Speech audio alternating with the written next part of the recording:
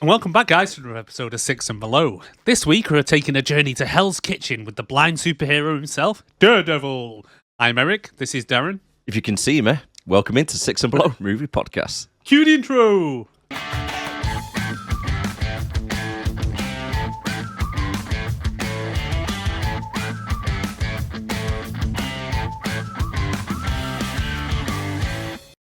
If you can see me. Hey. Yeah, we should have done this blind, mate. We should. Our eyes closed. Just Let's just bang around, see if we can actually see in the sonar. Yeah. Can't see you. Can't see you. Just black, mate. It's just darkness. The lights are off. Nobody's home. This guy gives blind people a false sense of security. Yeah, he does. It really does. He really does, yeah. People go, like, imagine going to hospitals going, sorry, Erik, you're blind. Or you're going to be blind in the next 6 months, your eyesight's going. However, you got sonar. Look on the bright side. just throw some biological gunk in your face. Yeah. Right, it's been a while since we've done our last recording. It has, yeah. Really has. 2 weeks. We've even changed year. We have actually, yeah. So Yeah. Happy New Year, guys. Yeah, Happy New Year. 2025. Hitting the size of that Yeah. screen behind me. So have you seen any films in the last 2 weeks? I went to see that new Lion King film, Mufasa. All right. Yeah? Mm. Just alright? Yeah. Worth watching? I don't know what it is. I just can't get into the live action lions. It's just, You like the cartoons? yeah. Well, the I don't cartoon know, when you're watching guy. a live action lion, it's like, did that lion just speak to me? It's just, I just can't get over it. And sometimes when they're trying to do like facial expressions and stuff, it just doesn't work for me. But Right. each to their own. Yeah. Anything else? Film wise, no, not really. Hmm. What about yourself?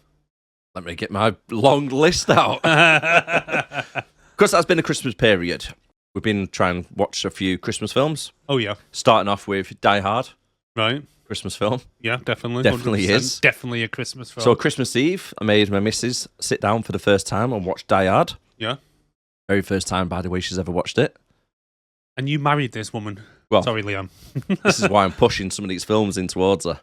So, watch Die Hard over the Christmas period again. What did she think of it?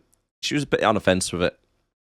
She was what? Exactly. She's not into like shooting up stuff, action films. But it's Christmas. It's a heartfelt Christmas movie. It really is. Great really ending is. at the end. Yeah.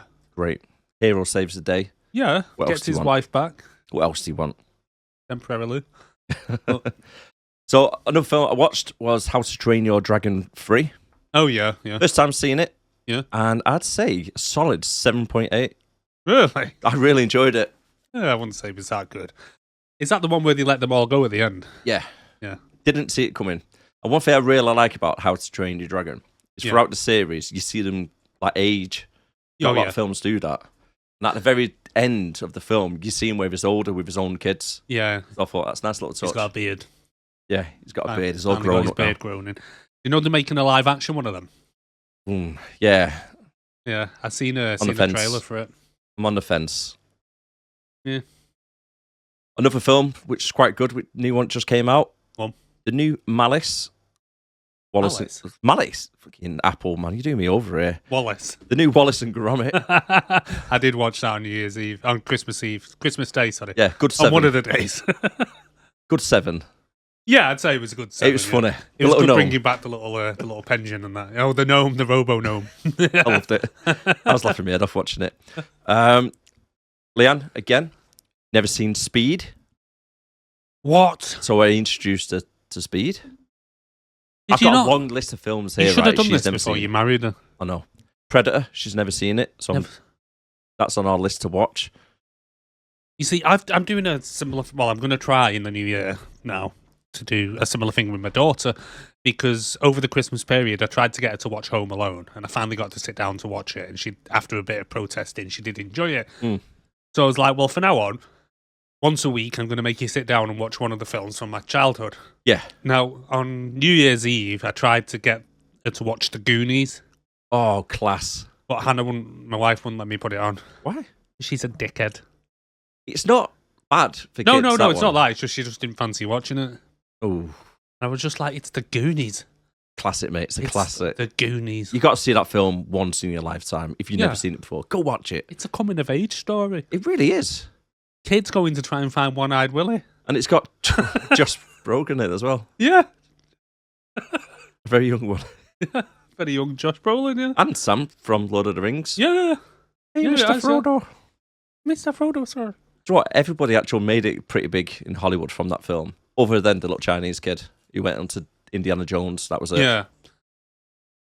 Yeah, was Indiana Jones before the Goonies or after? Might have been around the same time, anyway, Although, isn't it? He had made a little comeback recently with that Everything Everywhere All at Once. I believe so, yeah. Yeah, he was in that. So, watch Speed. Kung Fu Panda 4. Oh, I watched that, yeah. It's actually all right. Hey, it's not too bad. And then, because I've been playing the Indiana Jones game, Right. I've had to watch some of them. So, watch Raiders of the Lost Ark. Right. And then Indiana Jones, The Last Crusade. Right. And then the other night, we watched The Fall Guy. Oh, that's good. I've seen that. I've seen that on the cinema. Enjoyed that. Yeah, yeah. Yeah, it was good. One thing I really like about that is the stunts. Yeah. Do you know what I mean? It's good. It's good how they've done it all. And then I like the very good. end of it as well, where they show the outtakes with the proper stunt guys Oh, doing yeah, it. yeah, with the actual stunt guys. Yeah. Yeah, I really liked it. No, it was good. It was good. And then Wicked. Your favourite film of the year? Well, it's a little bit too out there for myself. What, you mean like the Wizard of Oz stuff? But I actually quite enjoyed it. Did you? I'm not going to lie, I thought it was all right. How long is the film? Is it like 3 hours or something? It felt like 3 hours, but I think it was 2 and a bit. Right. So it wasn't too bad. The story of it, I liked. Which is really weird as well, because Ariana Grande looks pretty fit in it. Yeah. And the bird who plays the witch, she looks healthy weight. Right. But there's like a little bit of a curse, isn't there? Because since filming, Ariana Grande and the other one look like they've been smoking crack. Yeah, I've seen some interviews. They look like Dolph Lundgren in a bloody Expendables. Yeah, they've lost loads of weight. Yeah, I don't mean to like shame anyone's body and stuff, but they do need to just, whatever they're doing, just stop it and get a freaking meal. Yeah. They're all on that bloody Ozempic, aren't they? Whatever it's called, that weight loss injections. Definitely. I mean, but they just look gone, especially really Ariana. bad. Really bad. She was she was thin anyway to start with. Yeah. Now she's like a little stick doll. Oh, I know. It can't be healthy. It can't be healthy. But credit where credit is due, though, right? The one who plays Alphaba, the witch, the green one. Oh, yeah. Right. Great singer. Yeah? Yeah, fantastic singer. You got to give her credit for that. Yeah. And then finally, because of Daredevil, I was doing a clip quiz. Yeah. I went and watched that film from the clip quiz. So I can't tell you what film it is just yet. Right. But it's an older one that I've not seen for a few years. And I love it. It's great. Oh, well. Great film. It reminds me a little bit of Heat. Heat? Which one's Heat? Al Pacino and that, where they do the bank robberies right, and like fighting against the police trying to escape. Yeah. Great story. Great story. Love it. Okay. On that note, let's get on to the clip quiz. Okay. If you know what it is, starring one and only Ben Affleck. Ben Affleck. My word, I can't get my words out. Ben Affleck. Ben Affleck. If you know Ben Affleck, he is related to Ben Affleck. So if you know this his cousin, how can they contact us? 6andbelowpodcast@gmail.com. Or down below in the comments. Down below in the comments, you can go on our Discord as well. Yep. In the notes below. So yeah, join it. Next time you guys want to take pictures of me, just call ahead. You know, we can do better than a barbecue, like a calendar shoot. You know, maybe topless, lubed up, whatever you guys are into. FBI car antennas, a 1/2-inch matte black, about 3/4 of the way down the rear windshield. Stadia, pigtailed, BPD, 1/2 and 1/2. Every peewee in the town knows what an FBI rear antenna looks like. So in the future, you guys can try to be slick. Any ideas? You can proper hear his Boston accent there, can't you? Big clue there, mate. That's a big clue. Yeah. Because that's where it's set. Set in Boston. I don't actually know what film that is. Good. It's a little bit more of a difficult one. I could have went for Batman or something. So I thought I'll go for a really good film it is in. I'll be honest. honest. Like 7.9, I think it is, or something, or 7.2. I'll be honest, I thought you were going to go for Good Will Hunting. Is he not? Yeah. Him and Matt Damon wrote it. Oh, right, okay. Yeah, I've not it's seen that for it's what years. made them big in Hollywood, wasn't it? Dogma. Dogma. Oh, I love Great Dogma. film. Great film. I can't get that anywhere, you know. You can't, can you? I think it's something to do with Weinstein. Yeah. Yeah, I think it is, to be honest with you, mate. But no, I love that film, Dogma. Great, isn't it? Yeah. That's another film you need to see before you die, if you can find it. If you can find it, yeah. Vitals, released in 2003, runtime 1 hour and 45 minutes, IMDb rating 5.3, Metacritic 42, Rotten Tomatoes, or Tomatoes, wherever you're from, critics 43, audience 35, budget Amazon star rated 4.5. most likely, didn't check. I watched it on Disney, Yeah. so didn't check it on there. Well, I watched it originally on Prime and then noticed that they were taking it off. And then you said, oh, it's on Disney. So Yeah, you know, okay, doing my second watch on Disney. right. Budget. Well, 78 million. see, I read a little thing about the budget beforehand that apparently it had, I think it was a 50 mil budget, but with the success of Spider-Man that came out in 2001, the one with Tobey Maguire. Yeah. They increased the budget because they thought, oh, people like these superhero films and Marvel stuff. So yeah, let's get that budget increased there, guys. It's got to be the CGI, hasn't it? Possibly. Although Quite it a was lot. a bit toss. It was toss. Looks more like a painting, to be honest with you, in the background of some of them. Yeah. Really Yeah, it did. dodge. Box office gross, though, Go on. as you say, made money. 179 million. Oh. So it made 100 mil prof. The critics hated it. Other top grossing films of 2003, Lord of the Rings, Return of the King, 1.1 billion. Great film. Finding Nemo, 871 million. Matrix Reloaded, 739. This movie was rated 29th Oh, right, yeah. in 2003. What did it beat? It beat Johnny English, Right, The Italian Job, right. and somehow Underworld. Yeah, I can see it being Underworld. It's a great film. With Kate Beckinsale. Yeah, in Is it leather. Kate Beckinsale? Yeah, I suppose, yeah. Hey, that's a great film. That I had that in I- 3D when it first came out. I've not seen that in years. You had it in 3D. I Yeah. bet you did. Yeah, I did, mate. Big 3D TV, mate, in the living room. Rah. Get right on it. Do you want to let us know who it's directed, written, and who it stars? Yeah, so it is. It was directed and written by the same guy, a chap called Mark Steven Johnson. Now we've come across this guy before because he also wrote and directed Ghost Rider. Mm. So he loves his superhero films. Well, he did. So before this, he wrote Grumpy Old Men, Grumpier Old Men, All right. randomly, and then after this one, he did Elektra, which is yeah, That's on our list.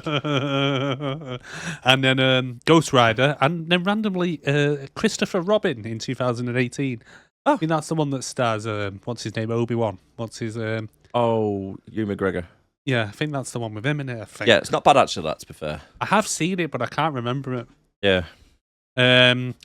Bit of trivia is, in case you hadn't guessed, he's a huge comic book fan, and since third grade he reads comics every week, including Ghost Rider, Daredevil, Spider-Man, X-Men, and the Fantastic Four. Nice. So, the film stars Ben Affleck, or whatever you said before. Yeah. As Matt Murdock / Daredevil. Yep. Now, this guy needs no introduction, really. Everyone knows who Ben Affleck is. He's got 86 acting credits on IMDb. He's known for, he played Batman. Even though, right, a bit of trivia, he said after doing Daredevil, he would never do another film where he had to wear a costume because he hated wearing the costume so much. And then a few years later, well, I think it was 10 years later, he was in Batman vs. Superman. It was. Yeah, as Batman, as What, the he big man doesn't- himself. He actually suits Batman. He does. I was a bit on the fence with him. But to be honest, considering I was on the fence with him and he did an alright job, then I was on the fence with Spoonface, Robert Pattinson, for that version, and he did a good job. So now I'm He just did, to be thinking that fair. anyone could play Batman, to be fair. Pretty much. I think all you have to do is to be able to do the voice. I am Batman. I am Batman. Yeah, pretty much. You got the job. Walk in, audition, Thank you, say the thank line. I am Batman. Sold. You're hired. Just see me like my Yeah. chin. I could do goatee Batman. See, I don't have like the little bald chin like Affleck. Yeah, you'd have to get some plaster work going. Mm. Just so you you can punch extra people with your chin. Yep. Yeah, that's one of the things. You need to be able to say the line and have the chin Yeah. at the same time. Other films, Argo, Good Will Hunting, I mentioned. Mm. And then he's done a lot of work in his youth with Kevin Smith. Mm. We did like Mall Rats Chasing Amy, them type of films, and obviously that one you mentioned before, Dogma.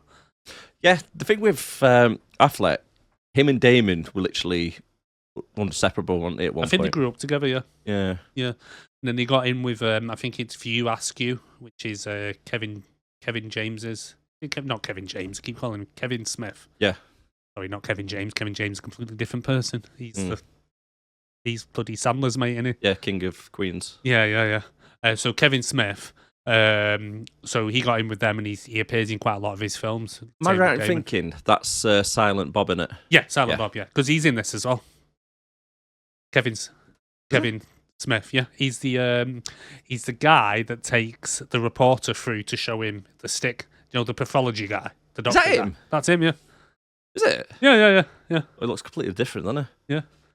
Like I'm used to seeing him with like long hair and a cap. Yeah. And a full beard. Yeah, but that's Right. him. Yeah. So that's Ben Affleck, and then we got Jennifer Garner as Electra Nachos, which when I was doing my notes, it kept trying to change it to nachos. It does sound like an Italian dish. It does. Not a Mexican dish. It sounds Mexican, but she's supposed to be Greek in this. Yeah. Randomly. She's got 75 acting credits. The only thing I kind of know her from is obviously this, Electra, 13 going on 30. Yep. And then she was in that show Alias, wasn't she? In that TV show Alias. Not sure. Back in the day. But yeah, I don't see what the appeal is with her, to be honest. She's a bit weird looking. Yeah, she looks like she's been smoking a bit of crack. And them freaking green eyes she has in this, them contacts. Random. That was CGI, that. I think I read in the notes that it was his contact lenses. But I Not think when he first walks in. Oh yeah. When she walks in, she's like a fucking cat. She was like green screen, wasn't it? Yeah, it was weird. It was weird. It was like, whoa, that's a little bit too bright. I know you meant to be like going pow. Yeah. She walks in, look at this hot babe. But apparently, during this film, although Ben Affleck and Jennifer Garner had worked together previously on, I think it was Pearl Harbor, they actually fell in love during this film, even though she was already married.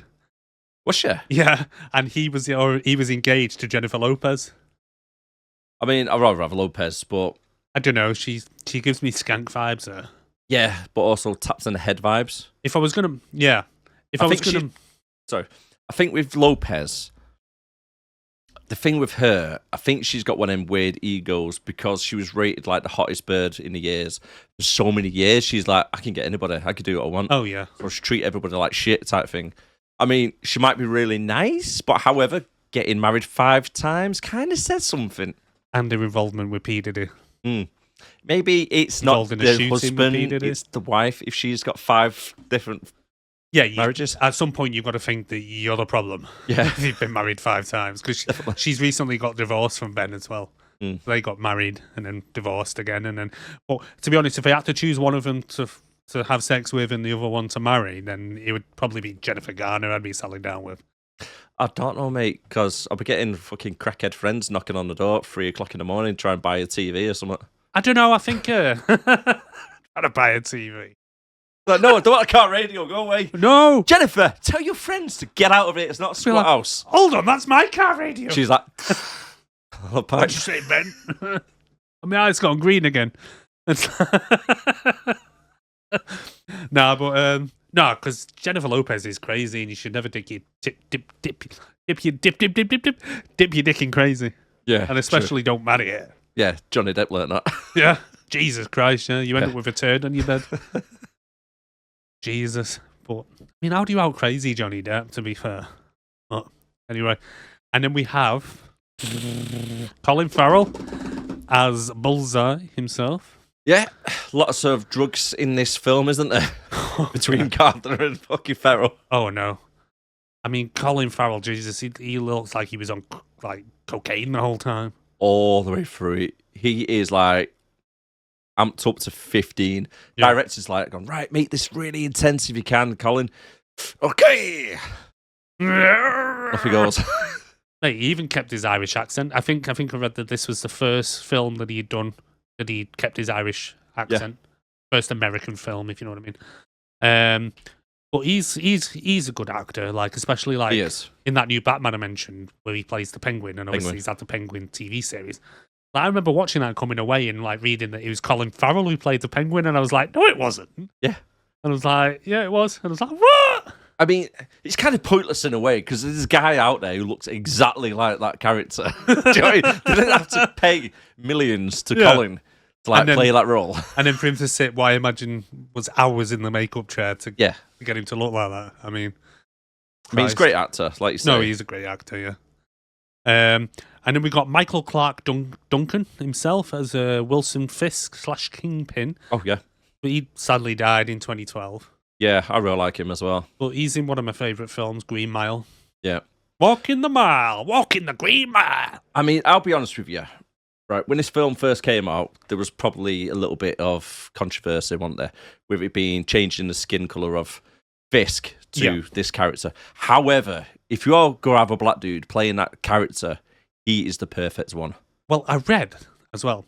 At the time, when they were originally coming up with the concept of Kingpin and Wilson Fisk, it was originally going to be, because he's a Spider-Man villain as well. Yeah. I think he first appeared in the Spider-Man comics. Yeah. And they were originally going to make him African-American. But because it was during like the 60s and stuff like that, they thought that it might be a bit too... I don't know the right word to use, but they decided not to go with it. Yeah, it's high tensions back then. Yeah, high tensions. And they didn't want to make an African-American look like a villain. Like he is because of tensions and stuff like that. So he was originally, in the concept art, supposed to be an African-American dude. But they actually asked him to bulk up a bit beforehand as well. And on some of the scenes, because Ben Affleck is 6'4", and obviously Kingpin's supposed to be like tall and massive and so on, he had to stand on like not a chair, but he had to basically... Like crates? Yeah, like a crate. He had to kind of stand on the yellow pages type thing to make himself even bigger. Have you seen the Daredevil series? The guy who plays Fisk in that is really good. Yeah, yeah. Yeah, because he also plays him in that series with what's his name? What's the Arrow guy called? Green Arrow? No, not Green Arrow. The other guy, the one from the Avengers, Hawkeye. He's in that Hawkeye series as well. Oh, right, is it? Yeah, yeah. Also makes appearance quite a few times, Kingpin. Yeah, yeah. Yeah, throughout the universes. But like I say, that character, the actor, sorry, he's the perfect one for it. Oh, yeah. Because he's built like a brick shit house. He's got like the deep tone voice and everything. And he's a fantastic actor. You won't mess with him, I mean, like I say, if you go like change the race or anything like that, just imagine it being like Kevin Hart. Oh, no, Jesus Christ. I'm the Kingpin. Yeah, down there, mate. I'm Kingpin. Hey, everybody. It's just like proper high-pitched voice. That's right. But he's got to be that character. He's proper imposing. The only note I would say is that I don't think he suits a big-ass cigar. Yeah, it's a bit too big. When he's got that in his mouth, he's just like Jesus, mate. That cigar, mate, was like 14 inches long. It was like trying to suck on this can. Like, where'd you get that from? It's like, I know. Reaching your arm out to fucking like the end of it. I know. It was massive. Yeah. But, yeah, big guy, innit? Who else? But he was also in Armageddon with Affleck as well, wasn't he? He was, yeah. Yeah, yeah. because he was in that. And then we've got John Favreau. Yes. Favreau. I'm not sure how you say his name, but he plays Franklin Foggy Nelson. Now, if you don't know this guy... I thought he was Happy. Yeah. So he's Happy Hogan, obviously, in the Avengers. But no, I was wondering, it would have been good if they'd done a tie-in that he eventually became...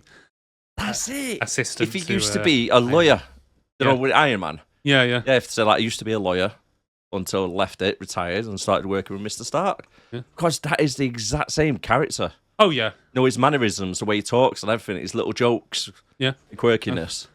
Yeah, because if you don't know, he was in Iron Man, but he also directed the Iron Man films. Yeah. With Robert Downey Jr.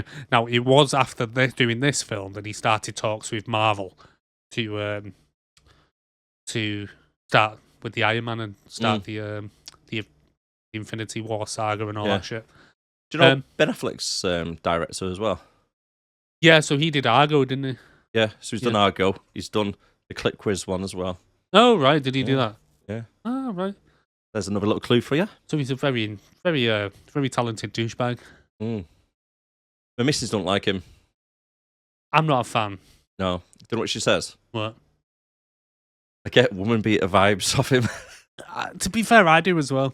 To be fair, right, in the clip quiz film, because he's quite stocky, Yeah. and he's like in the hood type shit.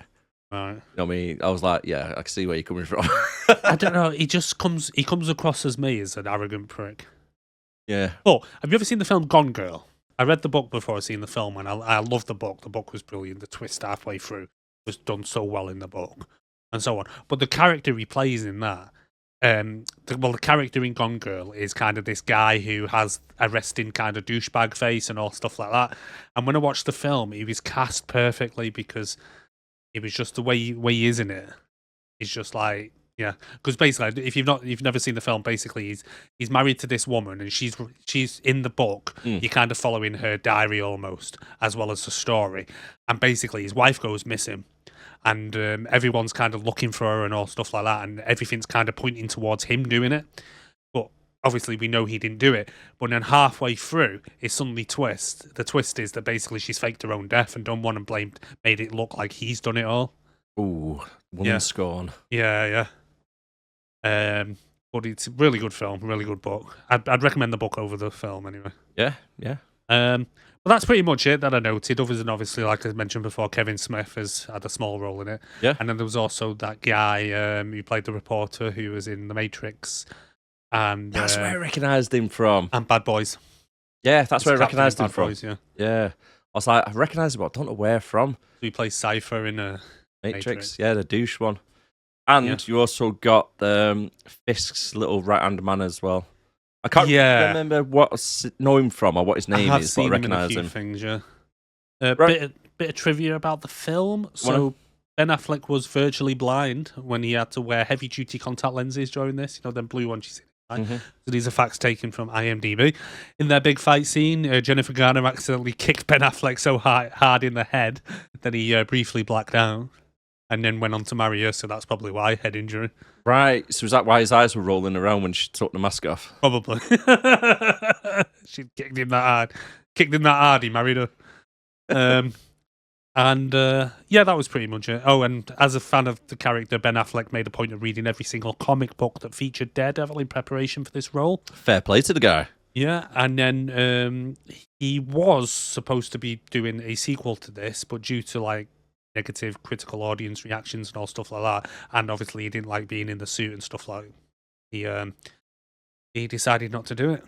Yeah, the suit kind of looks like a little gimp suit. Yes. It's like they've gone to like the nearest bondage shop and just bought a red bondage suit. To be fair though, if a blind man was going to go and pick out his super suit, because he's not like he's seen it, has he? And he doesn't have a sidekick or anything. Well, no. So it's like he's not going to be able to ask someone, how does this look? But speaking of the suit, apparently the suit took the costume designers. It says getting the Daredevil's costume right was one of the hardest aspects of the production and took approximately 7 to 8 months. To get the rights for it? No, to get the right suit. Oh, right. To get the costume right was one of the hardest. They couldn't have got it further wrong. Exactly.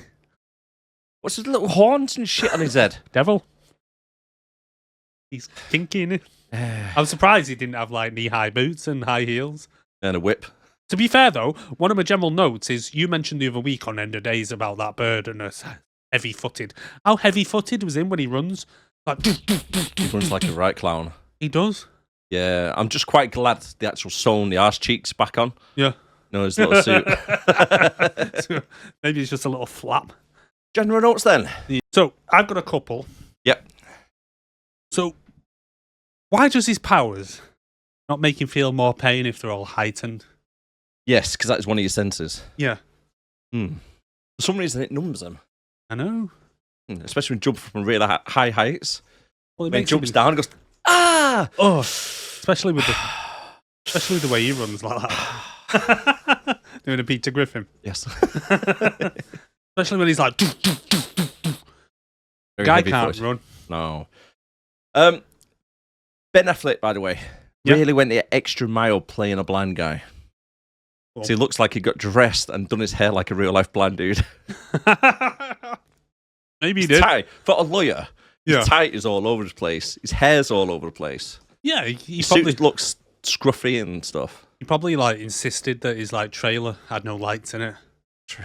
It's got dressed in the dark. Literally did, mate. Yeah, literally did. Did you notice the opening credits was Braille, then Yes. changed into names and stuff? Yeah, when like the city kind of Yeah, when it came the through. lights from the buildings. And why is Electra such a cunt to Matt for no reason? I don't know. Maybe she hates blind people. I think she does, mate.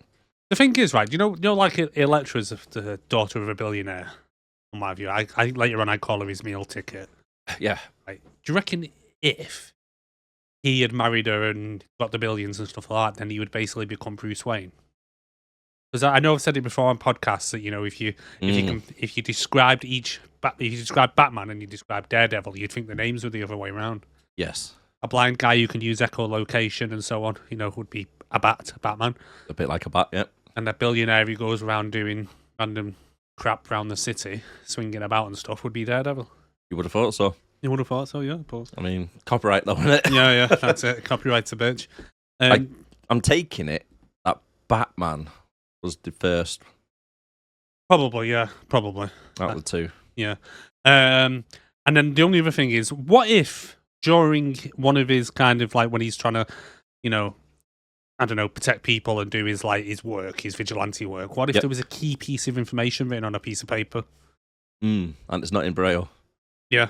Or engraved. Mm-hmm. Then he'd be pretty screwed then, wouldn't he? Well, he's quite good at art anyways, we noticed a little bit later on. Is he? Yeah. I'll cross that when I come to it. All right, okay. Okay, movie notes. Yeah, should we Okay. get into it? Yep. As the movie opens up, we see some rats going around the church.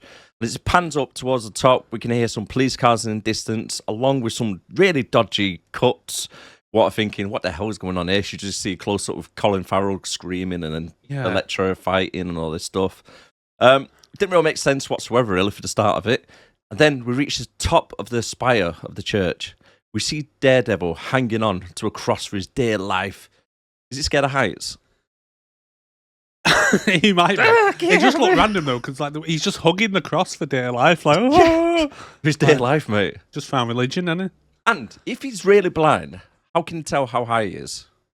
Yeah, that's a good shout. I mean, Maybe one of his sensors is he can ping to the ground, pling, and he gets the height reading. I guess he can't tell that well anyway, because when he's trying to come down on the next scene, he kind of lets go a little bit too early. Hey, did this church have a skylight No. over the altar? Because No. how did he lower himself down from the roof right to the altar? And how long are these little grappling hook things coming know. out of his little stick? Oh, it's daft. It doesn't innit? make sense. Because he comes down and he's thinking, right, yeah, I'm there now. I'm there. I'm okay. I'm near. I'm like 3 feet away from the floor. Let's go. No, you're about 20 feet, mate. It's like, oh, shit. On the floor. Starts rolling around. And then the priest comes over, give it what I thought was a drink originally, but it's a candle. And he's just trying to feed him the wax of the candle. And then he pulls his hat off, doesn't he? And his eyes are all glazed. And then he starts narrating like some kind of old noir film or something like. Yeah. It's just the narration and it was just a bit like, I don't know. Rap. Yeah, basically. It was crap. Like I say, he reminded me of like one of them old cop films, like when it was like, you know what I mean by noir? It's like, where it's, yeah. Yeah, definitely like that, very mate. much Sin like City that. type thing. Yeah, and then we get the flashback / origin story. And he grew up in Hell's Kitchen. He did. Yeah, and he's being bullied, and we learned that his dad is a boxer. Yeah, so you're telling me kids go around bully other kids because like their dad can fight? Apparently. Yeah, because that's a smart thing to do. In Hell's Kitchen, they do. You know what I mean? Yeah, It's yeah. like normally you go after like the accountant's kids or someone who you're not going to get a bit of backlash from. But no, you go after somebody who is pretty much a bodyguard type thing for the mafia. Yeah, so they're bullying him because his dad's a boxer who's working for a guy called Fallon, Yeah. who's like a big-time mobster in Hell's Kitchen. Yeah. Yeah, seems like a smart thing to do. Yeah, Yeah. well done, kids. Your dad's an enforcer for the mob. Yeah. Yeah, drop your kneecaps, mate. Like he kills people and robs them and, yeah. But now, Jack the Devil Murdoch Yeah. as you said, used to be a professional boxer. He's now a washed-up fighter, and he's drunk. As Matt puts him to bed, his dad notices he's got a little bit of a bust lip from the bullies and tells him not to be fighting, but instead be a lawyer and try and be smart. Yeah, basically. Be a doctor or a lawyer. Personally, I'll be like, I'm a fighter. I'll show you how to fight, but however, for defense, and then try good at school. Yeah, because he's not like he asked. He went up to some kids and said, "Do us a favour, give us a fat lip. No, cut me lip." You know. Yeah, but no, his dad's like saying, "Yeah, just take your wedges. No, get stuffed in the locker. Don't worry about it. You'll be all right. Don't defend yourself. Don't defend yourself. Just study hard, kid. Mm. Yeah. Then you'll show him. You'll be able to take him to court when you're a lawyer. Yeah, for justice." But then one day he takes a shortcut home from school for some reason via the docks. Where the hell does he live? I was about to say, where's the live and where's the school? Yeah. I mean, just casually go through the docks, do you? Yeah. Just I thought I'd take a shortcut. What, the ferry? Yeah. I like the boats. And he sees his dad beating up somebody, one of the shop workers, for protection money as he's working for the Kingpin and Fallon. And then whilst running away from his dad, he decides to take a detour through a fucking chemical factory. As he tries to dodge a fork truck from hitting him, the fork truck pierces chemicals eye level in one of the barrels, spews out all over Matt's face, causing him to become blind, but now has echo senses and other senses are heightened. Right, the thing about this, right, them barrels, they just had on it saying that it was a, biohazard? Yeah, right. Corrosive biohazard. Yeah, so does anyone who touches this stuff get superpowers, or does it specifically have to go into your eyes? I don't know, but when the doctors found out he's now got superpowers, yeah, right? Why didn't they take said chemical barrels to one side and start giving it to the army? Oh, exactly. Our army's blind, but at least they've got echo vision, and they're a bit sensitive and they have no fear. It's a little bit of a trope thing, isn't it, back in the day? Especially in the 70s when they're doing all the comics. It's like, right, how can we give this guy superpowers? Hulk's got his from like a nuclear blast type thing. Gamma rays, wasn't it? Yeah, for gamma rays.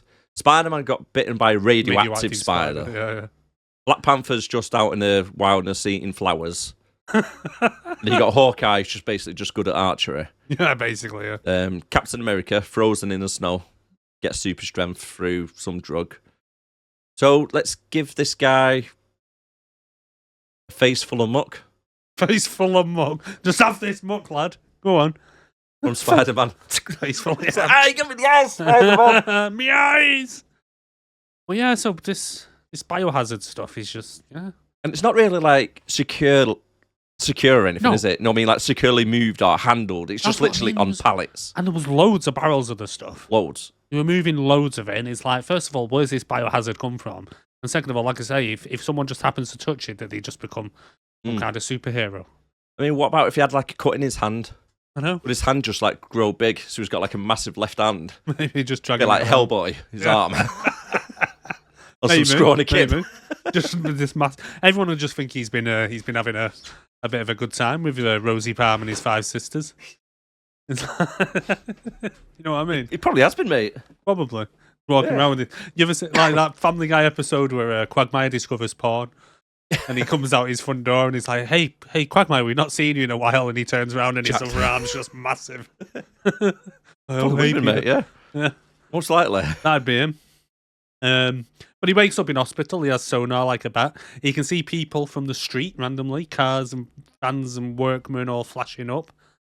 And then for some reason, his dad comes in and apologises to little punk like it was somehow his fault. I'm so sorry, Matt. And it's like, you didn't do this to him. He shouldn't have. First of all, he shouldn't have been in the dock. Second of all, he shouldn't have run away like a little bitch from his dad. And second of all, and third of all, fourth of all, and C. You know, he shouldn't be running around near chemical works. Yeah. Like, what are you doing over there, you little shit? Don't go in apologising him. No. Brought it on himself. No. Did it. Quite lucky, really, anyway, isn't it? Bloody fault. Because we get a little montage now of Matt reading Braille and his dad being Rocky. The thing is, he says, they made themselves a silent promise to never give up. And it's like, so you never made each other a promise? What the frig is a silent promise? It's an unsaid promise. Is it? You both just go, But what if one's thinking, I could do with a bacon butty right now, and the lad's like, secret promise to never give up. Come on, Dad. And he's like, Yeah. Brown sauce. bacon. Then Matt's like, what? Brown sauce, lad, yeah. What are you on about? He's like, yeah, whatever you're thinking, Matt. Come on. Yeah, brown sauce and ketchup, lad. But his dad ends up going back to boxing. Yep. And then we find out that, like I say, his other 4 senses are enhanced by the accident, and now he has some kind of like radar or sonar or something, like a bat. Batman. Bat. But for some reason, having these powers means he can now do parkour around the city. Right, okay. This bit really did piss me off a little bit. Why does he have to do a handstand on the edge of the building? I don't know. I mean... Because let's be honest with you, if you could see yourself doing a handstand over the edge of the building, right, it'd be scary because you could see that drop. Yeah. Matt can't see the drop. I know. So what does it matter whether it's just on a bar in the middle of the floor or on the edge of the building? Exactly. You have to kill yourself, mate. No, there's no point. And what if, like, he got confused and got down the wrong side? Yeah, exactly. Well, imagine being his dad and you're coming up, hey, Matt, I got us the bacon butty we talked about, silently.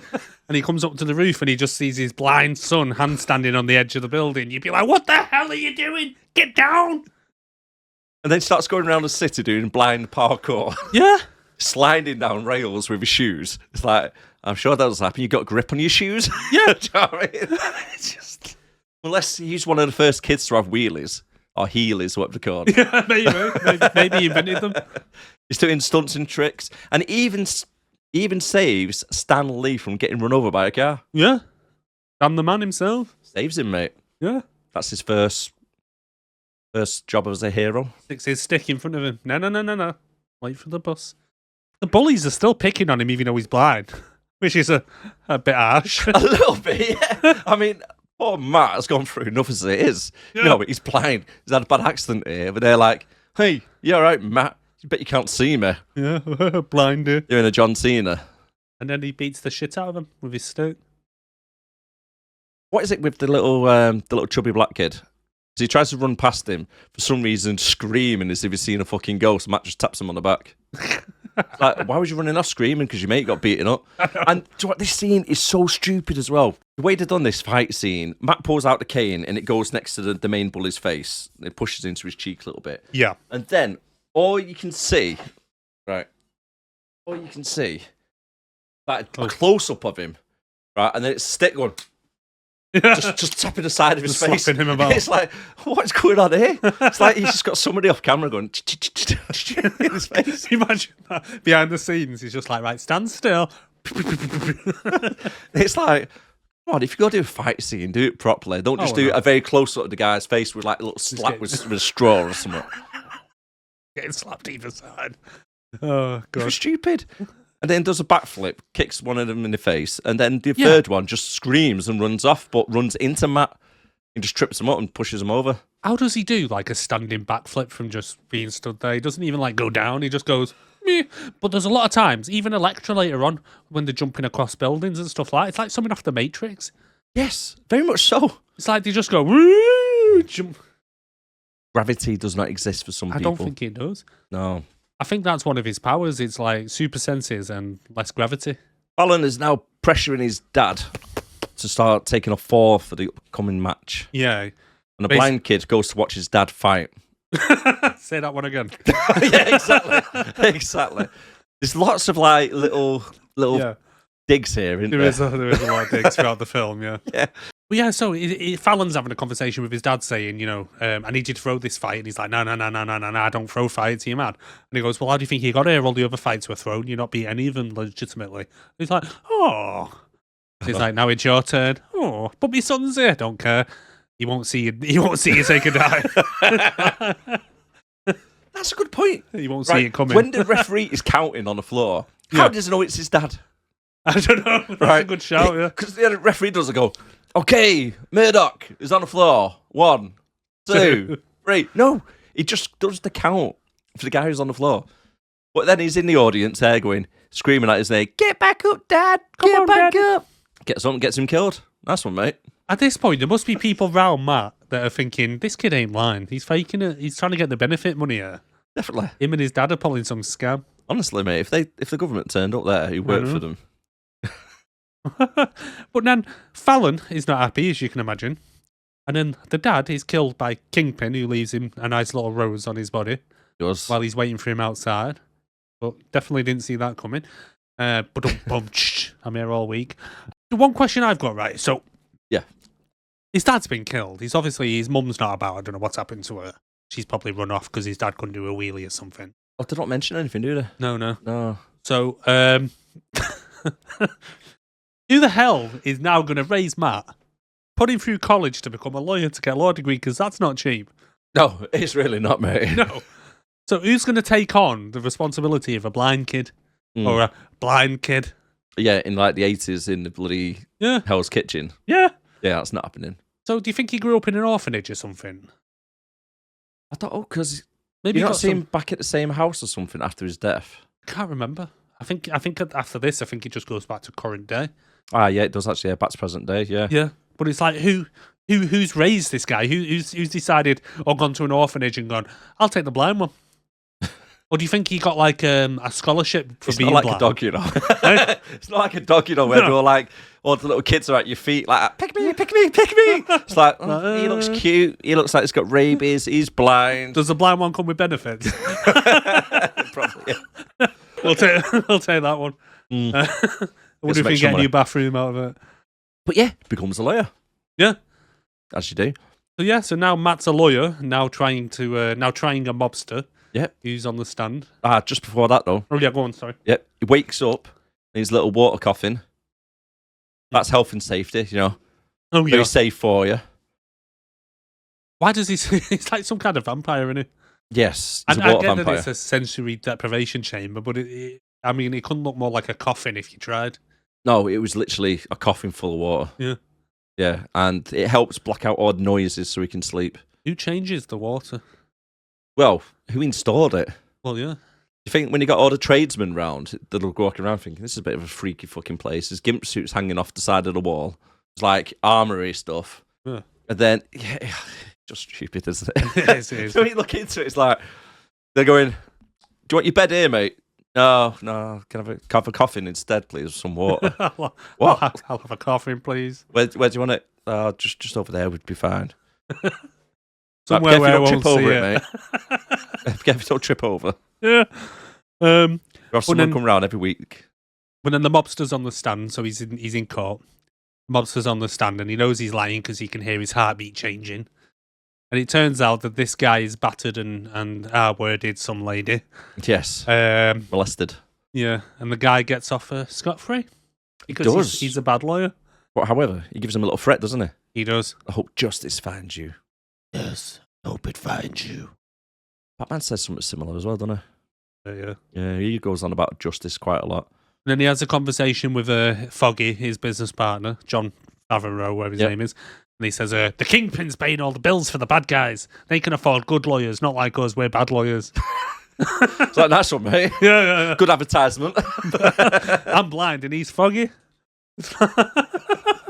We get a little bit of a montage now. This bit cracked me up a little bit. Because it's Matt getting ready into his little gimp suit, twirling blades around, twirling poles around for no reason. Who was that watching for? him? Does he just get up in the morning, like when he's getting ready at night time, when he's going out kicking bad guys' ass, starts going... I know. It was stupid. Who was this for? And then I thought, who designed / made his suit? Yeah. Like... Go to a tailor. I know. Are you okay? Yeah, I'm blind, but can I have like a little red gimp suit, please, with horns on it? What? Imagine if he went, I want it to look like this, and he handed him a piece of paper and it was just a scribble. Like a 5-year-old. Yeah, like a 5-year-old. Like... Can you not colour in between the lines? Try and draw Daredevil suit with your eyes closed and see what happens. Right. It's like... He's going to do it. Have you got a piece of paper? Yeah, down there, quickly. Oh, yeah. Right, we've got to do a little bit of an experiment now. Why? Yeah. So Darren, with his eyes closed, is now going to try and design himself a super suit. Right. So I'm going to do it with my eyes closed, see what comes up. Eric, however, is going to proceed to tell us how Matt managed to jump off a fucking skyscraper side of a building. It causes thousands of damage to carefully placed window cleaner carts. Exactly right. So carry on. So he stood on the top of a building doing his old little ripping off Batman.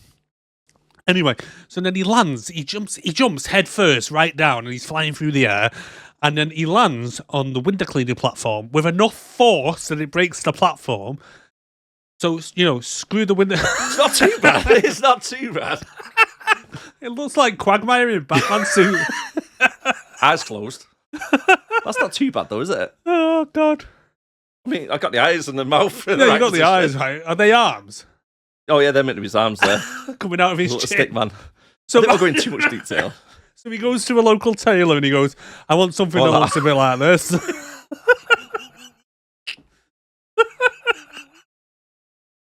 Oh, Jesus. Definitely. So after all, nobody else knows his identity. Well, no. So he must have done it himself. Oh, Jesus. So it wouldn't be too bad if Foggy or Happy was in on it. Well, yeah. Do you know what I mean? Or he he could be doing everything. Yeah, we had like a kind of Alfred character. Yeah. And he was kind of helping him out and stuff. Doesn't. No, he does not. He works solo. He does. I mean, the thing is as well, right? Where is he getting all the money for this? Because we learn later on that, like, although the lawyers, they don't make any money because the clients that they take on are all poor, and he does a lot of pro bono work. Yeah. So to get a fish off one guy, Yeah, to get used sports accessories off somebody else.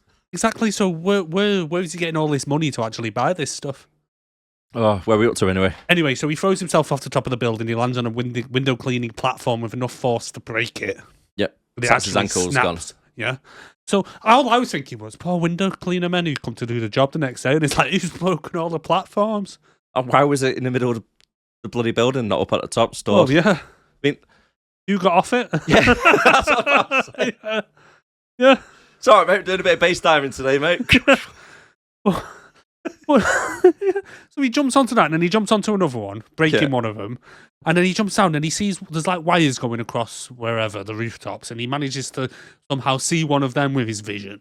300 yards away. Yeah, and then jumps off, and then we cut to a bar, and the bad guy who's just got off the court case is there celebrating with his goons, celebrating our word in some bird, and then one of the goons goes, "Who's that guy up there?" What's that guy that gives you in a For corner? once in a film, someone just looked up. It finally happened, mate. It finally happened. Finally. Since bloody Men in Black we've been saying to him, just look up at the window, you can see the alien looking at you. Yeah, just look up. And Just there look he up. is, in the eaves of the ceiling, just chilling, and he goes, "What's with that guy up there?" Hey, what do you want? Justice. And throws the guy a bloody bat into his face. Yeah. His little blind stick. And then somehow, using sonar, bear in mind he's blind, it takes a few seconds for like did it come back. Yeah. He's faster than a bullet. He's I now know. dodging bullets. I don't care if you can see these bullets rippling through with your sonar effect and stuff. How are you dodging them? I don't know, mate. Super senses. Here's another one for you. Well, So he's now in the middle of a bar. yeah. There's about 30 or 40 people in there. Do they like all know each other? I was thinking that because, Right. Because the guy just got a bloody pole thrown in his face, and every single one of them pull out a gun and start trying to fight and kill Daredevil.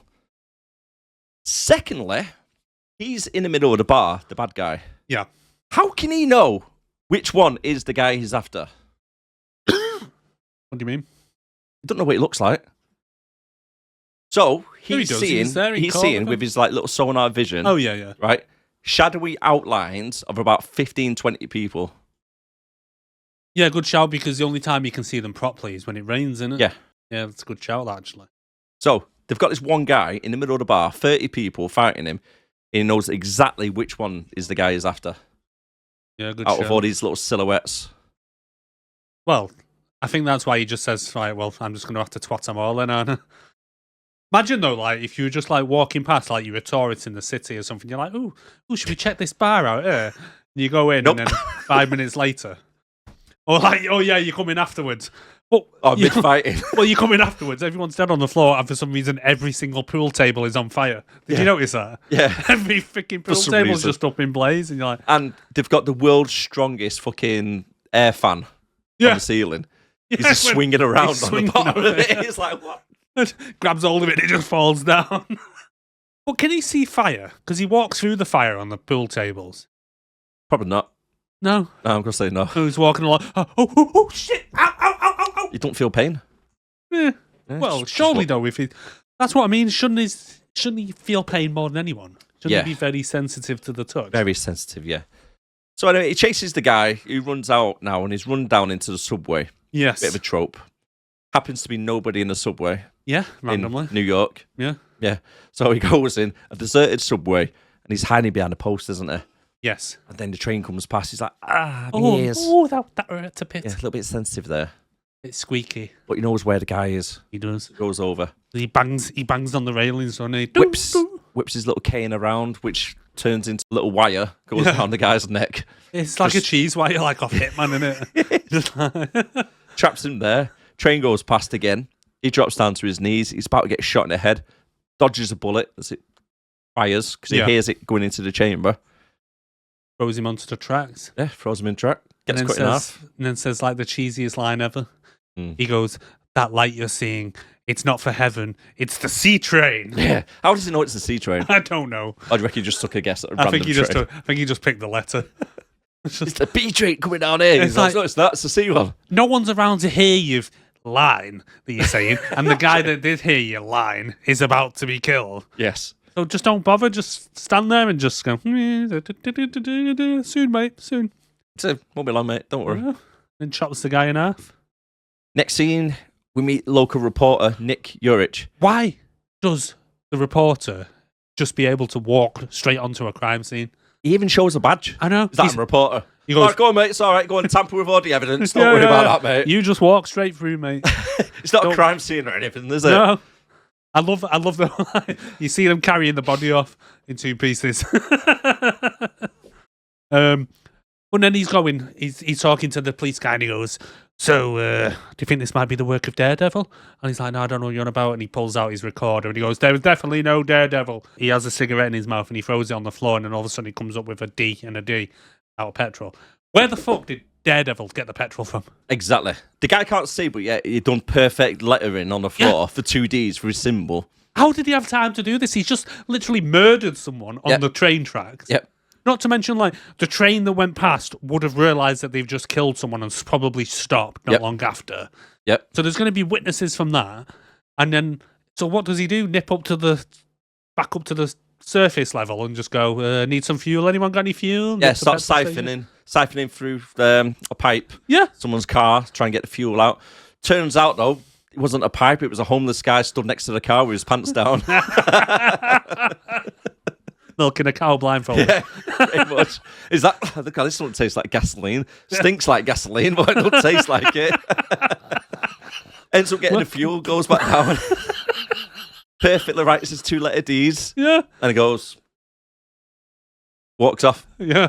Hopefully someone will know to light this on fire. Yeah, hopefully. Yeah. But that's the only time it's used throughout the whole film. Yeah. So how does Nick know it's going to be there?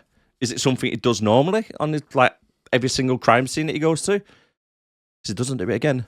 No. Not that we see anyway. No. Well, no, he gets the double D.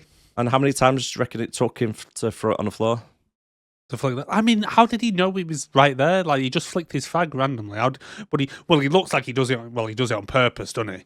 But how does he know it's there? And can the other police there not smell the gasoline or what? It could have been anywhere. Well, yeah. I think he just goes, "Shh, no, not there. Let me light another one up. 1 sec. Nope. It's around here somewhere. It's around here somewhere. Try and do the Daredevil logo. With your eyes closed. What was that then? Go on. I'll probably do it, to be fair.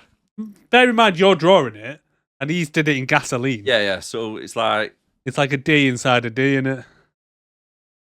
Oh, that is good. Oh, show the camera. That's wrong. It's not too bad, but it's not exactly like as neat as he did it in gasoline. Yeah, but I just do... That's my letter D. He does it's more squared. Yeah, he's more done square, the right but... thing. So yeah, it's possible. We've debunked it. We've debunked it. I wouldn't really call it debunked. No, let's go outside and do it in gasoline. I'm all right. And I'll throw a cigarette on it. Right, okay, the next scene. Matt makes his way home, and his front door locks is 3 old safe combination locks. I did like that. For some reason. I mean, why does he get a key? Oh, yeah. Yeah, in case he drops it, maybe. He can't find it on the floor. It's like, like lost contact. Looking around the floor going, boo, boo. And then he turns on his answer machine. Some whiny bitch who's on there. We've been together for 3 months, Matt, and I've never seen you at home. Yeah, neither has he, love. I've never seen me at Harmony either, darling. He takes a shower, pops some pills, and then sleeps in his little water coffin until the next day. Hey, he has so many bloody pills, doesn't he? Yeah, it can't be good for your body, can it? He's got a very scardy back, though. Yeah, what from? He's don't- like whipping himself. I think he must have been whipped in the orphanage. Could have been.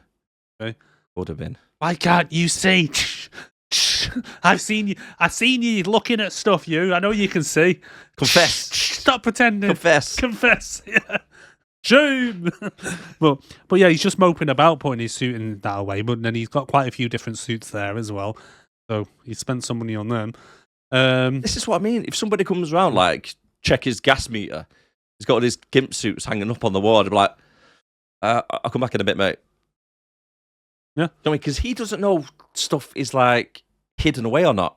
Well, yeah. Let's be honest with you. He might think it's, like, in a cupboard, but it's just in the middle of the walkway. He's just put it in front of the window for the whole world to see. Yeah. That's nothing. He Big can, like, Daredevil walk around was, bollock naked, right? From, like, the window, like, across away from people. Oh, is that it again, that blind guy? He's jerking off in the window, he thinks it's closed. He thinks the curtains are closed. But then he's in the shower and he randomly pulls one of his teeth out and just chucks it. And it's like, no, don't do that. Too fairy. I know. Put it under your pillow, dude. Yeah, get a You quid. need the money. I need the money, mate. He doesn't rob them, does he? No. Where's he getting his money from? God knows. Well, it's definitely not his lawyering business. And then he gets back into his coffin, like you say. Bit of a pointless scene next, isn't it? Because he goes back to the church, speaks to the priest. He's like, Father, I've sinned and all this shit. But then, At least, off, really. at least the priest says to him, your outfit's wank, dude. Yeah, he's not a fan of it, is he? No. No. Your outfit's stupid. And he says, he said, you don't want forgiveness. You just want to do your vengeance. There's no forgiveness for vengeance. He's like, well, I won't come here again. It's like, dude, you'll be back tomorrow. Yeah. Has he not read the paper? He's like, No, he can't sacrifice read. somebody on a train track. I mean, there's vengeance like getting them arrested, like Spider-Man does. That's all right. Or Batman. Yeah. You know. He kills them. Yeah, he just literally cut someone in half with a train while shouting, it's The a father's sea train. Go for it. Hey? Father's like, go for it, mate. Don't worry. Just cut them all up. You're going to hell anyway, you're the devil. The next thing is, we're at the coffee shop. He's having coffee with Happy Hogan, trying to get an interview for the Avengers. The Avengers need a diversity hire, so they decided to go for a blind man. Yeah. It's either that or in a wheelchair. They couldn't make their mind up. Yeah. Professor X wouldn't come along, would he? They're like, we'll take the blind one. But yeah, so he's having coffee with Foggy, his business partner, and they're having an argument because they're discussing whether this Daredevil's real, and then for some reason they get onto a talk about alligators being in the sewers, and they're like, well, they're real. Yeah. And then he shows an artist's take on the Daredevil that's in the paper. I mean, come on. I know. You couldn't look more like him. Like, that suit looked better. He looked like a fucking gargoyle from a church. It did look like it was just a gargoyle, wasn't it? That's all it was. Some guys just kind of, well, just draw one of them. We learn one of the clients has paid in fish and they need some actual real clients, otherwise they're going to go bust. Matt goes, pass us only from your coffee. And he passes him He's a mustard. tight bastard. He is. Right. Because he doesn't like what he's saying, he passes him mustard. Something you do that, you couldn't. I would do, to be fair. Yeah. And then, and then all of a sudden he gets a whiff. Oh, strong BO, isn't it? Yeah. Crack and stale alcohol. And a smelly fanny. Yeah, as Electro walks in. He's like, oh, what the fuck is that? With her really bad CGI green eyes. Yeah. And again, for no reason, Electra is just a massive cunt to Matt for the first time as he asks her for some honey. Yes. What, can you not see it? No, I'm blind. Oh, I'm so sorry. Oh, here's the honey. And in the meantime, before he stood up, he switched to cups with Foggy. So now Foggy takes a sip of the mustard coffee. She says, oh, is that a friend of yours? He said, I've never seen him before. I like that. Sorry, go on, what quirky are you line. saying? Okay, so she literally came in, sat straight down, pretended to read, didn't order any drinks, got up, walks away, but then she's got a coffee in her hand. Yeah, good show. Yeah. Insults a blind guy. Won't give him his name. Yeah, so after refusing to give the name, Matt stalks her down the street because, he can smell the BO and the crack. Yeah. From He's a walking along going, And she thinks it's a good idea to start attacking him so she can get a score of heroin whilst the kids are around. She's like, I can rob a blind guy, I'll get him the next score. She does, because like she goes to walk off and he goes, "Oh, why won't you tell me your name?" And she goes, "Because I don't want to." And walks off, and he grabs her hand and goes, "Come on, love, just tell me your name." And then she proceeds to twat him in the face. Yeah. Or try to. It tries to, at least. Well, she doesn't know at this point that he's got like he can do kung fu or whatever, and has all these skills. Now, this scene is cheesier than your balls. Is it? Yeah. Wow. When they get the cane, they throw it up in the air, take the tops off, and catches the cane. Yeah. At this point, you'd be like, I know she does say it in a bit, but you'd be like, you're not blind, dude. What kind of scam are you pulling, eh? Definitely pulling. But the thing is, like I say, until up in that point, she doesn't know that he can kind of see-ish. So when she goes to punch him, that's just her being a dickhead, punching a blind guy. Yes. I mean, entitled billionaire's daughter, or what? Definitely, mate. Definitely. Do you want to explain the fight? So basically, they just start fighting on fucking kids' playground equipment, mainly a seesaw. So they start jumping about between seesaws and stuff, and really bad wire work. Yeah, balancing acts like someone off the Matrix. Ooh. What? Right, this came out just after the Matrix. Yeah, right. I'm surprised he didn't have one of them scenes, to be honest. He pretty much does. No, because when Bullseye's throwing the glass at him, he does the Matrix dive backwards. Oh, he does. So I'm thinking the director and the writer have seen the Matrix and gone, could you use some of that into ours? Well, to be honest, early 2000s, jumping. Every director and everyone did the same thing, ripped it off completely. Would have got the jumping, got the wire work with the fight scenes, but doesn't look as good. He's got his little Matrix dive when Bullseye's firing a glass at him. There's so much stuff, mate, honestly, through this. Oh, I know. You're thinking, yeah, there's quite a few different films that you've taken. Not really fair, though, during this fight that he has a weapon. He's got his cane that he uses. He's blind. Well, yeah, but look at his chance. But still. Well, yeah, so basically they're jumping across all the seesaws and stuff, like basically flirt fighting. Mm. And you get the kids running over. That. The kids are running over going, "Oh, look, grown-ups are fighting in our park. Fight. Yeah. Like, Electra, got your crack here when you're ready, love. And then, and then she pushes him down on a bench and then goes to kick him, and her foot stops like an inch from his face. And then she goes, "My name is Electra Natchios." I'd be like, what? No, it's not. You don't have to make up a name. I might be blind, I'm not stupid. I know. Jesus. Well, yeah, it's like Electra Natchios. Really, is it? Yeah. Really? What does he do for the phone number? No. Says that, doesn't it? Oh, Jesus.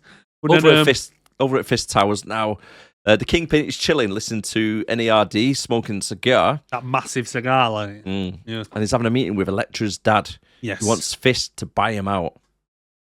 Now, Fist walks over to a window. It looks like it's wallpapered instead of actual looking through the building wall. It does look real. It doesn't look real, does it? No, it's literally wallpaper. It's like really bad. It's meant to be the city skyline, but looks bad. But yeah, is that really a bad thing? Like he wants to get bought out? Not really. And he says he's done him quite a good offer. I've done you a good offer. You can buy my business off me, and I'll just leave. Yeah, I'll just step to one side. But no, he's like, no, there's no leaving. And then he goes, "How's your daughter?" Yeah, she's fine. What's that got to do with her? Just I've heard she's on the gear. Yeah. She's what? I've heard she's on the gear. Yeah, I heard she's back on the gear. You can talking tell by about green gear. eyes. Yeah, talking about gear. Fisk then contacts his Irish coke dealer, Bullseye, who's currently on a cocaine binge in Ireland. Yeah. We see him throw 6 darts into a bullseye. I like that. Every single bit going in. Yeah. I kept watching it, and I was watching it 3 or 4 times to think, like, is he actually using his hand to throw it? Because he has one hand drinking the Guinness. He's throwing it with his right hand. Yeah. I was thinking, did he pick them darts up? Do you know what I mean? So he's like, just throwing it one after the other. Like, did he pick another dart up before throwing the next one? Did he? Couldn't see. Well, yeah. So he wants to set Nachos up as the kingpin. Get me the bullseye. Anyway, so they're playing darts, and then the guy who's playing with calls him an Irish piece of trash. And then he removes his hat to reveal a big target on his head for some reason. Yeah. What made him think that was a good idea? It's like, that's one, mate. Yeah, cheers for that, mate. Yeah, you've been branded. Yeah. It did look like a branding. What one of the tattoo was it? It was like it had been imprinted into his head. Yeah, one of them cattle ones. Yeah. Do you reckon he just went on a bender one night and went, "Go on, do it. right into his forehead. I fucking reckon so, yeah. He's that intense, man. I reckon he would have done. Probably. But then, because the guy insults him, he pulls out a paperclip. One paperclip, straightens it, and then somehow has like 12 of them all straightened. Exactly. And then throws him into this guy's neck. Would that kill you? Probably not, no, because it's like a puncher. Yeah, it's just like, he does what, like about 6 or something into his neck, and the guy just drops down dead, and it's like, yeah, I call bullshit on that.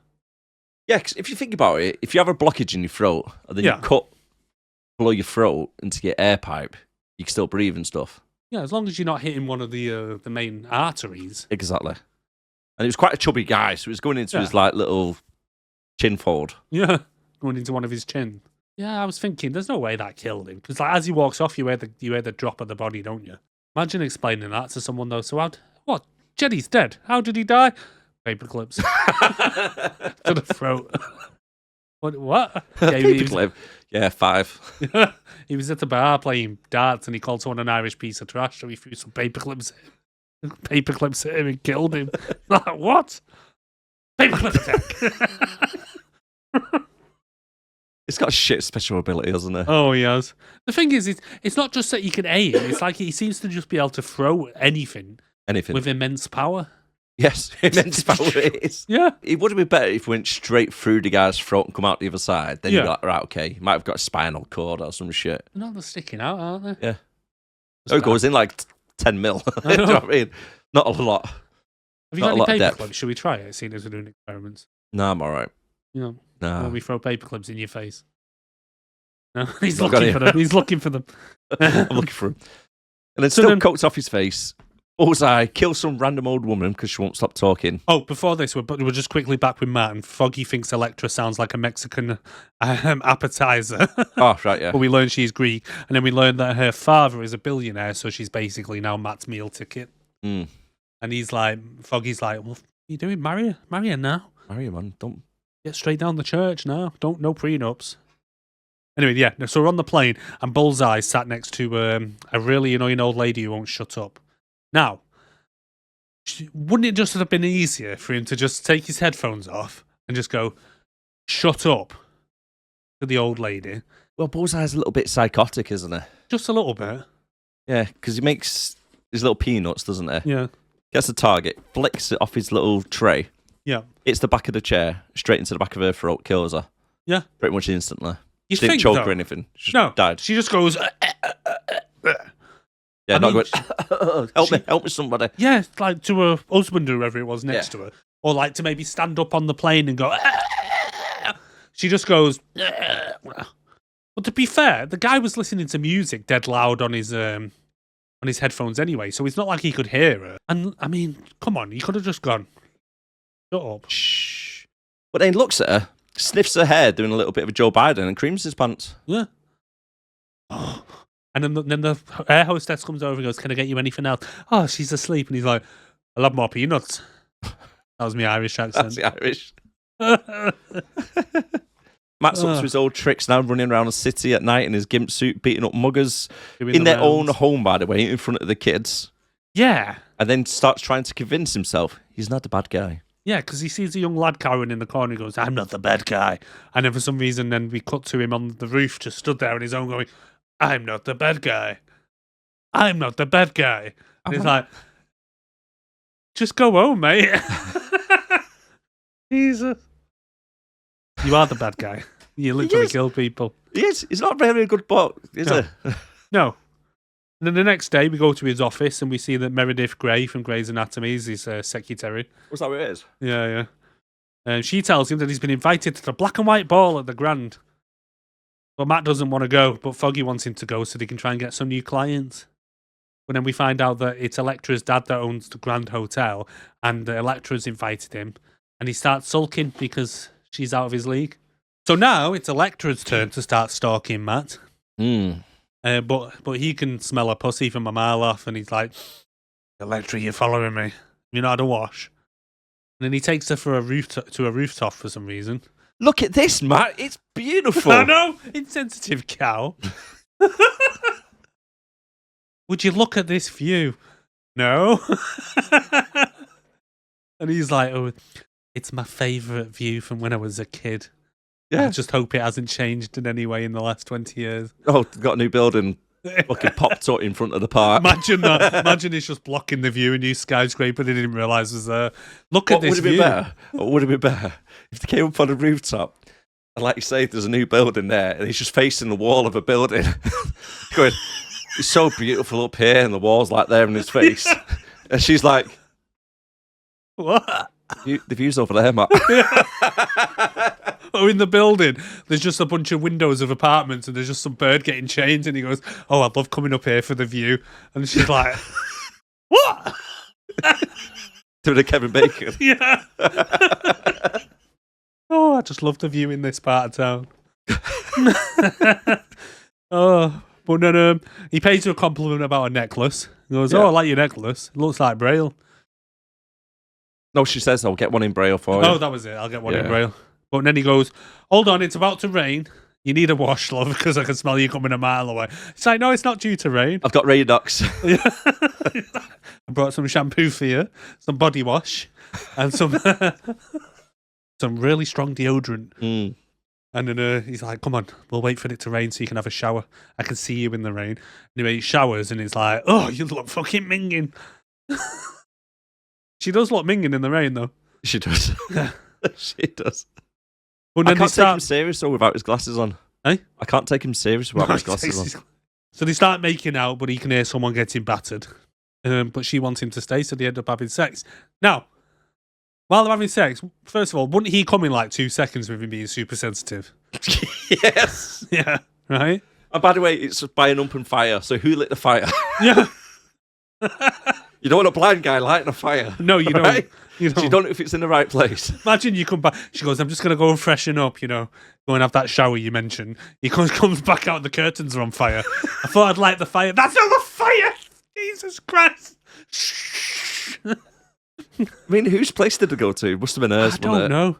But, right, the other thing is, he wakes up the next morning and she's gone and she's left him an invitation on the seat. Well, right. Well. We don't know it's the morning because Matt doesn't know whether it's day or night time. Well, there's that. And also, wouldn't he have heard her leaving? Because, I'm not being funny, the guy has to literally sleep in a coffin just to be able to go to sleep. And now he's spent the night in a bed. And she somehow managed to sneak out of that bed and he's had a good night's sleep. Well, after finishing off, he had a good night's sleep. He tired him out. Maybe, but even so, surely he would have noticed her leaving. And how does he know? On the pillow, there's a little invitation. Oh, yeah. Good job it's in Boss, though, so he could actually read it. Because that would have been really mean if she'd left him a note. It wouldn't surprise me. Oh, no. I can't read this. Oh, left him a bit of a tape recorder. "Hi, Matt. I've left a note somewhere in the apartment for you." Good luck. Good luck. This is an apartment you've never been in before. Good luck getting out. Yeah, that's another good point. She just leaves a random stranger in her apartment who's blind. If we like walking through the fucking bathroom thinking it's the way out. I know. I'm just walking around trying to find the door. I'll take a piss knows, in anyway. the cupboard. Taking what? Taking a piss in the cupboard. I've just been to the bathroom. Matt, what are you doing, Matt? Matt, no, not my shoes. Matt, why is there shit in my shoes? So then we end up going to the old black and white ball. And then Matt meets the reporter dude, and Foggy asks him about the alligators for some reason. Yep, random. Stop trying to make alligators a thing, Foggy. It ain't going to happen. Yep. So then Matt drops his cane and he picks it up and he comments on the colour. He goes, "Oh, it's a good colour." And he goes, "I wouldn't know." Again, another little dig. Yep. Throughout the film. Yep. Throughout the film. Carry on digging. And then then Foggy goes, "Oh, look, there's Wilson Fisk. Let's go get an introduction." And he goes, "Oh, you're the blind lawyers from Hell's Kitchen." He goes, "Well, he's blind and I'm deaf." Yeah, it's a comedy act. Yeah. But Matt says, "No, we can't represent this dude, Foggy." And he's like, "Why not, Matt?" He goes, "Because we only represent innocent people." And Wilson goes, "Funny. I'll have you, you blind git. You'll never see it coming." Mirror all week. When then the lecturer arrives. Standing on a balcony. Yeah, she's had a wash. Yeah. He doesn't smell her. He needs Foggy to say, "Oh, I wish I could give you my eyes." So Matt starts making his way up to her. Why does he see smoke? I don't know. For some reason now, obviously for the plot. Yeah. And see like smoke and mist and perfumes and smells. He can follow the trail. I think he's like a bloodhound. Like when they can like follow the scent. Yeah. It does look like that, doesn't it? Mm. But then he finds her and then starts sniffing her like Joe Biden. To be fair though, she keeps farting, so Yeah. she's just following the queefs when she walks. That's how he knows. But he starts sniffing her and he's like, "You've had a wash." He does a proper Biden though, doesn't he? He does. But imagine if he'd got the wrong woman. He's gone yeah. up to some old bird like that. "You all right, love?" And she's like, "Matt, I'm over here." There's got to be a spoof out there that's done this. Oh no, we've got to do it. And then meanwhile, Foggy's just stood there trying to look casual while feeling some boobs on a statue that for some reason has an eagle head. He does. Yeah. He actually does, yeah. Yeah. You're right. He's there going, "Hi, everyone." For some reason it's an eagle head with a pair of titties. Yeah, I didn't notice that actually, to be fair. Yeah. Mr. Fisk then goes over to her father Yeah. and gives him a little threat before walking off. Now, Mr. Fisk, he must be a big fan of Seal because it gives her dad a kiss from a rose. Kiss from a rose. Oh, I like that. I like that. Ooh. He loves his roses, though. Do you reckon he just has like a cupboard somewhere with them? He must do. Yeah, just like give him a rose. But the thing is, right? Why would you want to make it's like the wet bandits?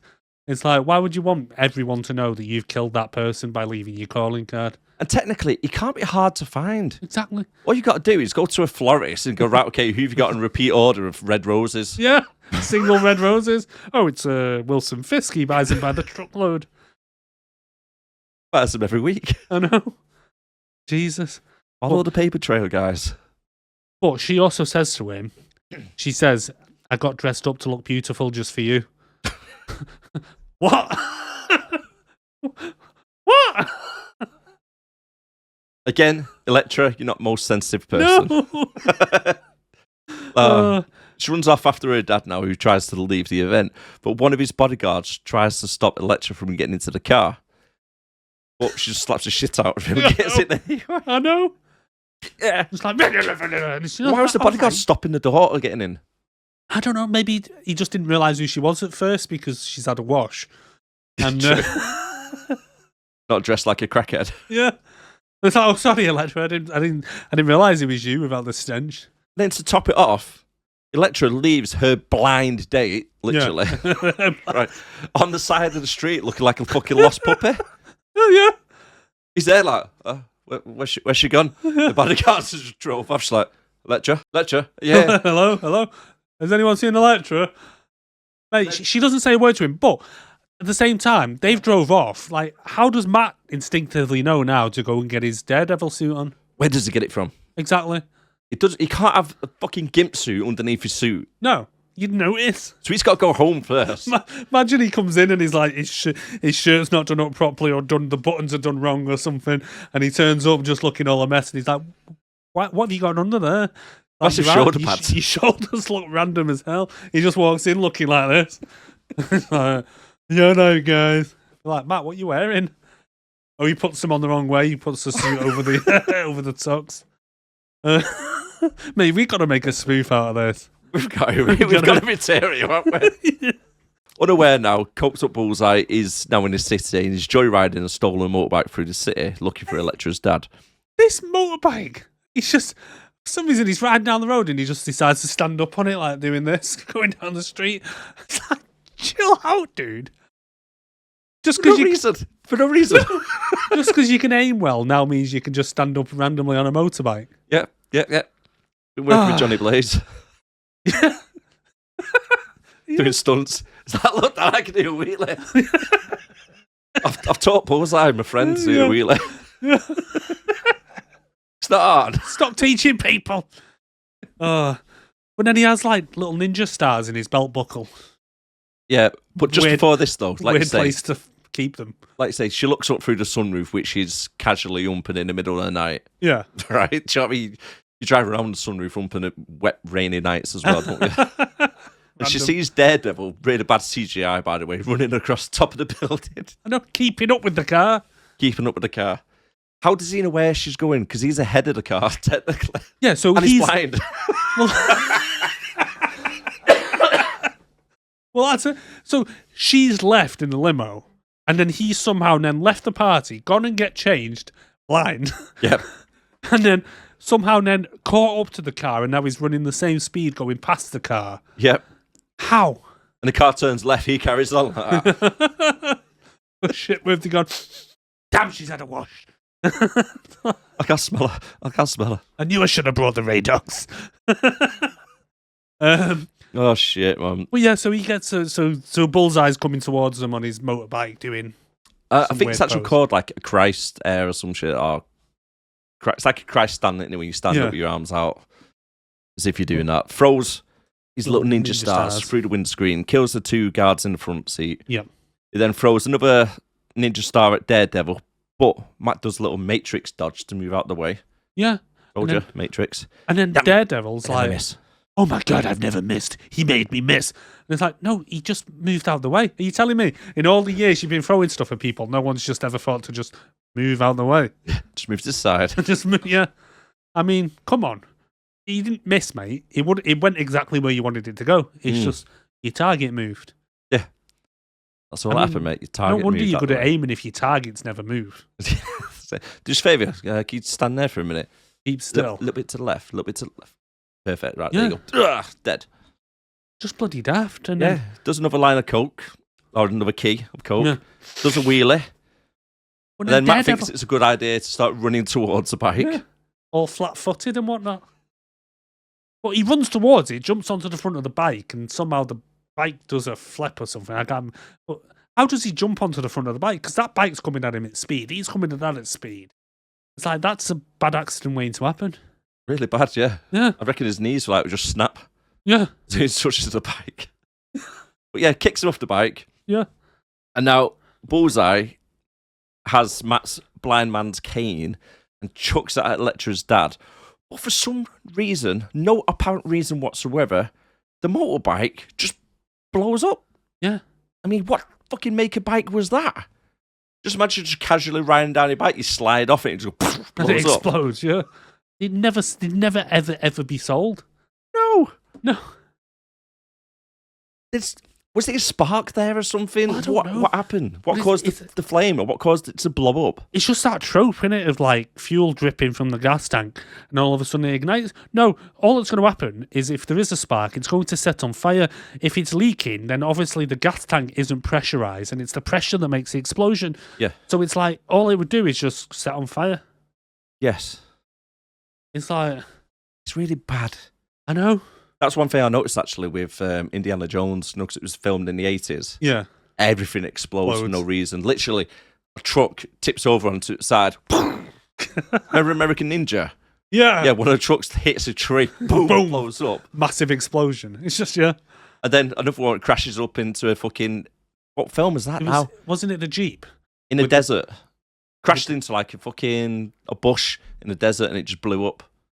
One of the Oh. films that we've done. I can't remember. I remember American Ninja with the guy in the Jeep, and remember the bad guy in the Jeep, and it slowly goes about 10 mile an hour into a tree and then explodes.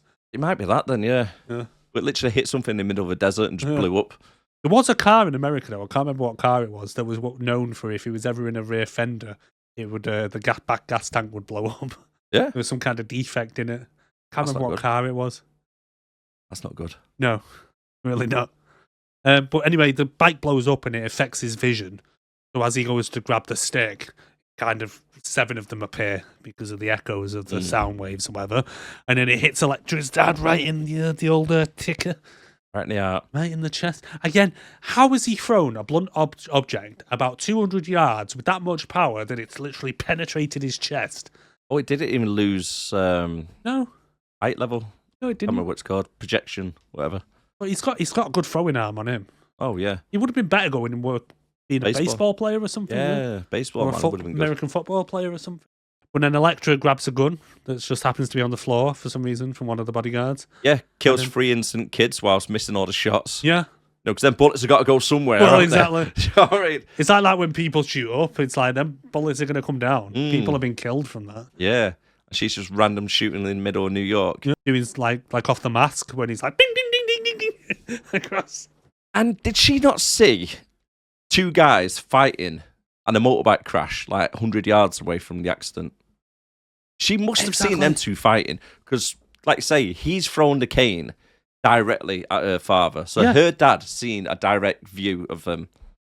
And she was stood next to him.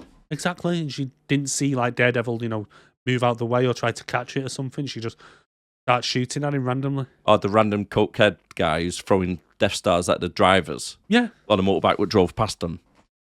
Did she not see any of that? Nope. She's obviously got tunnel vision just for the Daredevil. We now have Elektra's dad's funeral. Mr. Fisk and Matt both show up for it, which is a little bit awkward. Matt tells her, I know how you feel. It's all right, my dad's been killed as well through the mobster ties and stuff. She says, well, no, you don't. You don't know what it feels like to be inherited $1 billion. No, you don't know what it's like to get that much money. Don't you tell me you know how it feels. How dare you know how it feels for your dad murdered in front of you and then you put into an orphanage as a blind kid. I think Matt's kind of got it worse. I think he has, yeah. At least he gets $1 billion out of it. Yeah. I mean, it's some good compensation, that. He takes his glasses off and his eyes start rolling around to show Elektra, no, I'm here for you. Yeah. Because it starts to rain, doesn't it? Yeah. So he's like, it starts to rain, let me look at you. And she goes, no, and gets a brolly and pulls it over. Well, you can't look at me. And then just walks off. Yeah. He's there going, Elektra, it's okay. I know how it feels, to lose your parents.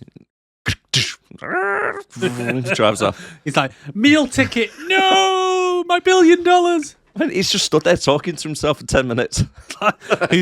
Who's going to invest in my law firm now? Yeah, it's a good point. Yeah, it's a good point. You're going to need a lawyer. Yeah. Ben the reporter now shows up at the science lab with Silent Bob, she said. Yeah. Where he pays a lab technician for information on recent murder. The guy shows Ben Daredevil's baton that transforms into a blind man's cane. Right, about this. Wouldn't you think that he would maybe have just not used his blind man cane and just maybe used a different one for when he's like being a blind man and a different tool for when he's being Daredevil? Not the same freaking thing. Yes. And who made it? Again, yeah. I mean, I don't know. What did he do? Like ring up some places and go, I know you make canes for blind people, but I've got a design for you. See, I want Scribble a again. I want a tripwire that comes out like a grappling hook style, a bit like Batman's. Yeah. And I can pull 15 stone of weight up the side of a building. And I want it to be able to, like, spikes to come out the side of it. And, well, I still want it to be a cane, but I want it to fold out like some kind of toy lightsaber. Yeah. And I want it strong enough with the metal so when it hits somebody, it's lightweight, but when it hits somebody, it does damage, not damage the cane itself. And the guy's like writing it all down. Okay. It's quite... an extensive list here. Yeah. It's going to be quite pricey. How are you going to pay for this? Yeah. Oh, by the way, don't tell the police that I'm ordering this weapon. It's a wink, wink. Then we get a bit of a radio expo expo dump about her dad being the kingpin, who's now dead. Yes. So obviously they've tried to pin everything on him, and he has. And then we see the kingpin then meeting with Bullseye, who Bullseye's now killed one of his guards with 3 pencils into his neck for some reason. No reason. Boredom. Even Fisk was like, is it necessary? He's like, I was bored. I'm waiting for you to come here. But Bullseye moans about Daredevil making him miss again. He just moved out of the way. Yeah. And he wants to kill Daredevil by putting the fear into him. But then Frisk throws him a rose and says, take care of Elektra, will you? Give Elektra my best. Bullseye says, I want a costume. But the one question I've got, right, is if the Kingpin's calling card for murder is to leave a rose, right? And they've just pinned everything now on Elektra's dad. Why would they now kill Elektra off carry on using it and leave a rose? Because surely that's going to say, hold on, maybe it wasn't the Kingpin because the Kingpin's still leaving roses and now he's killed the Kingpin's daughter. Yes. Not really thought that through, has he? Not really, no. But he does like to go after the whole family. Yes, as the reporter tells Matt in the next scene. Yeah. And he Which says, gives him a little bit of a nod that he knows who he is. yeah, because obviously from the blind stick, and he's seen the stick when he was at the black and white ball. And he commented on it, and he recognizes it, and he goes after the whole family. Wink, wink. And Matt's like, "Are you winking? Because I can't see." Yeah, he needs somebody to protect her. Yeah, if maybe possible. you know someone, Matt. Can't see you winking there, dude. You might have heard it. So it's Well, like then- a little. His eyes are blinking. What are you doing there? When an Electra starts smashing sandbags around the apartment. Come on. What is this about? So somehow, by herself, by the way, right? She's managed to set up a whole pulley system for sandbags to drop down while she's listening to Evanescence or whatever it bloody called. Bring me to life. I can't do this. Wake up. Wake up, Steph. Wake up. Save me. That was such a And bad she's just take running of around it. with sighs, slitting all these fucking sandbags, doing kicks and shit. Right, okay. I do Just feel as what- sorry for the cleaner the next day. Yes. Because that rich bitch is not going to be cleaning that up all herself. Oh, is she fuck? She's like, I'll get my butler to do it. Why is there loads of sand in the ballroom? It's like, what's going on here? What's going on? And how many buildings have a ballroom? What's like in a penthouse? Oh, God knows. Yeah, okay. But you like, want that. who? I just thought maybe she's got like some of her servants or something just dropping the bags randomly. Yeah. And then one of them, the last one, comes down and it's got like a Daredevil face on it. And she throws it at him and it goes through and it's like, she's going for Daredevil. Go with Daredevil. Let's just hope he's a sandbag when she arrives. Yeah, because, they don't move really. Why would you train with this girl? Is rich. Surely she could have like some better training partners, or rather than just using sandbags dangling from rope. We can't give her like identity away. I know we found out like earlier on that her father made her train with a different sensei every year or something like that. Which And is it's not like, good. Eh? That's not good. No, No. like surely you'd want to stick with the one. Yeah. Master one, don't be a jack of all trades and shit at them. Yeah. Otherwise, you just end up in your penthouse smashing sandbags. Yes. A little bit of a movie area, by the way. Go on. So Electra, the way she's holding her size are incorrect. She's actually holding them by the prongs. She's got her fingers in between the prongs instead of holding them by the handles. Now, size are a defensive weapon. So when a pole or a sword attacks you, you put your sai to trap the blade. Right. You twist it, and then obviously usually want to stab them. Oh, right. So it falls in between them. Yeah. Yeah. So if she had her fingers in between the gaps, if somebody had a sword, slice the fingers off. No more finger. Yeah. Oh. Oh, no, I mean. Yeah, don't stick your fingers in between sides if you're fighting somebody. Huh? Mm. And then the next day, Daredevil is walking around the city sniffing bed sheets that are drying, making sure they're all clean, doing his duty. It's the old trope, isn't it? Yeah. No, I mean, there's loads of bed sheets. It's like the fucking nun. I was going to say, we've Happens to seen be it in the wash Nun, day, yeah. doesn't it? It's just Yeah. walking through the bed sheets and it goes. I mean, who has that many bed sheets out on the washing line? I don't know. I think they all like come together. The people who live in the apartment, like, right, okay, it's Wednesday, guys. Let's do your bed sheets. Everybody get them out at once. Come on, give us your bed sheets. Right, okay. Well, So he's almost taken out by a pigeon. So he's walking around doing that. Bullseye, for some reason, hissing at rats. Yeah. Matt is actually ambushed by Electra. How does he not smell her coming? I don't know, literally. Because he moves Quite one of the literally. bed sheets and the pigeon comes at his face. And then next thing is she appears. And I don't, this kind of done my head in this scene, to be honest with you, because she tries her hardest to kill Matt. But again, with this film, with some of the fight scenes, so for some reason, they do super zoomed in way too much. Yeah. For him. So it's like, all you can see on the whole screen is her upper body. Going, yeah. It's like, who are you fighting at? What are you doing? What's happening here? And he's like, whoa. It wasn't me, it was some guy called Bullseye. And she goes, liar! And just starts attacking him. And he's just like, whoa, hear him out. Jesus Christ. But then this is where she jumps about 50 feet across a rooftop. Yeah. So, like, does she have superpowers? Has she had gunk in her eyes at some point? Nope, she had gunk thrown somewhere else from Matt. Right on her back. Yeah. I think that's what it was. Like, he pulled out onto her back and he's got Or gunk in left his it system. in. Or left it in, yeah. Left it in. Now she can do Matrix jumps for some reason. And then she stabs him.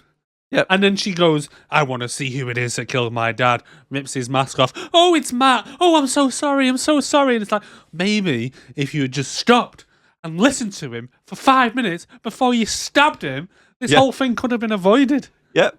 Because who appears now? The guy she's going to tell you about. Exactly. Bullseye turns up to play a game of catch a sigh. Yeah. So she throws a sigh at him. He catches it, throws it back, gets stuck in her hand. And by the way, fair play to her. She just pulls that out like it's nothing and carries on fighting. Like you've just had like an 18-inch blade through your fucking hand. You pull it out and just carry on like nothing's happened. And then after beating her up, gives her a paper cut with a playing card and then stabs her with her own sigh. Yeah. For some reason now, the SWAT team, the NYPD appear on rooftop with a helicopter, everybody armed to the teeth. Who called them and what for? Just imagine a phone call now, right? Hi, you okay? Yeah, is this the NYPD? Yeah, about the police. Yeah, okay, what's the problem, sir? Yeah, there's 3 people on having a fight on my rooftop. One's wearing a gimp suit, one's a crack whore, and the third one is dressed up as Marv from Home Alone doing cosplay.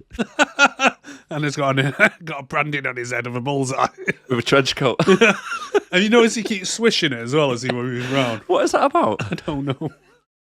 You might that 911 call like, excuse, are you sure? Yeah. It's like, yes, I'm messing with my bed sheets. I just got them clean. Well, the thing is as well, right, is when he throws that card at her and it slices her neck. Yeah.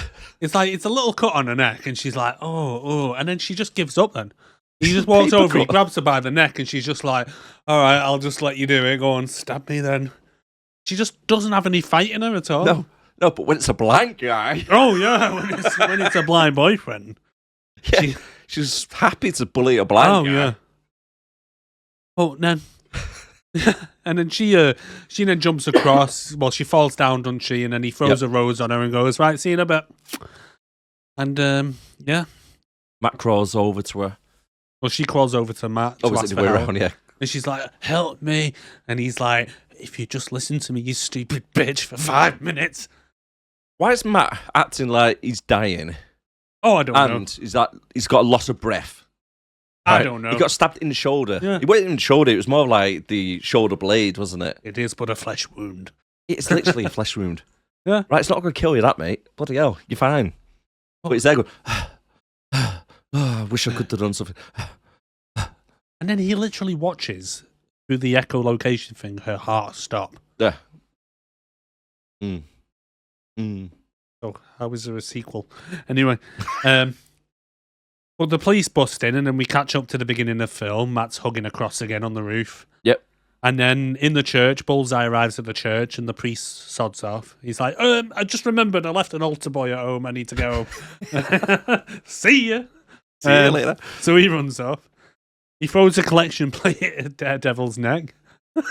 How did he not see it? I don't know. Just stood there and took it like a fucking champ. He can dodge bullets, Yeah. right? But he can't dodge a collection plate. No. Yeah, make that sense. And And here's the things, all right. He was on the floor, literally on death's doorstep a second ago. He couldn't get up. He couldn't walk or anything like that. But yet now he's running around having a big fight. Then man's been stabbed in the shoulder. And to jump up on this like church organ, it's like, how big is this organ? Oh, yeah. When we seen him running towards it, it looks about 20, 30 feet Yeah. big. Next minute, they're 60, 70 feet up in the air, hanging off the fucking pole. Bear in mind, he's been stabbed in the shoulder. He's hanging on to this perfectly fine. Yeah. With the arm that has been stabbed in. Throws his little grappling hook, fucking blind man stick, wraps it around Bullseye, drags him off. Because, you know, you could do that after you'd just been dead on the floor a second ago. Considering, like he was dead on the floor and he didn't even have the strength to help Electra when she was like crawling towards him, going. And I think he was just a bit hurt that she'd stabbed him and wouldn't listen. Yeah. Typical woman. Just wouldn't Proper listen. butthurt. Yeah. Yeah, butthurt it was, wasn't it? He's like, But this church organ, mate, as they're fighting, it's getting bigger and bigger and bigger. Oh, it's huge. And it's got about 12,000 pipes on it as well. And these aren't like normal pipes, by the way, for a church organ. They're like air conditioning pipes. Yeah. Fucking huge. Literally, Bullseye is holding on to one of them where his arms are struggling to hold around it. Bloody stupid. Yeah, sorry, mate. Bullshit. One question to do have as well is, Yes. why doesn't Bullseye use ranged weapons? Why does he insist on getting up close to people?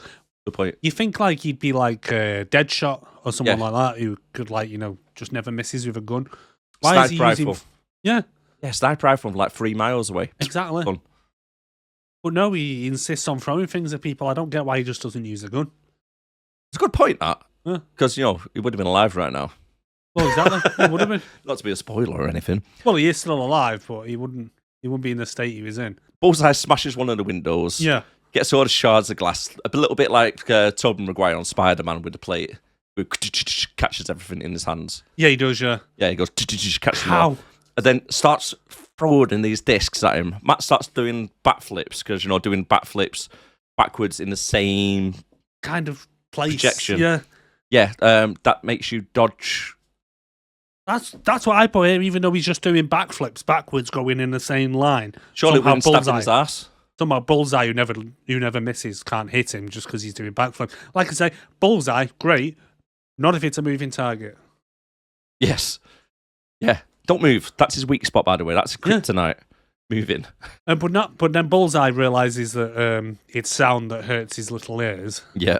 So he starts ringing the bell. And then Bullseye uses the sound to hurt him, says, "Oh, I found your weakness." And then he mentions that Fisk is the kingpin. Yeah. And Matt goes, whoa. Telling me Fisk is the actual kingpin. He's like, yeah. He's like, okay, I'll remember that. Yeah, I remember that one. The police turn up. How does Bullseye know that Elektra was his girlfriend, though? Because he doesn't know that it's Matt. No. So he goes, "Oh, I killed your kingpin, wanted me to kill your girlfriend." Good point. Yeah. Plot twist there, mate. Plot hole. Yeah. So in the meantime, the police have turned up, right? Are you going to mention the sniper? Yes. The police chief says to him, get yourself in a good location and stay put. Yeah. Keep eyes on them.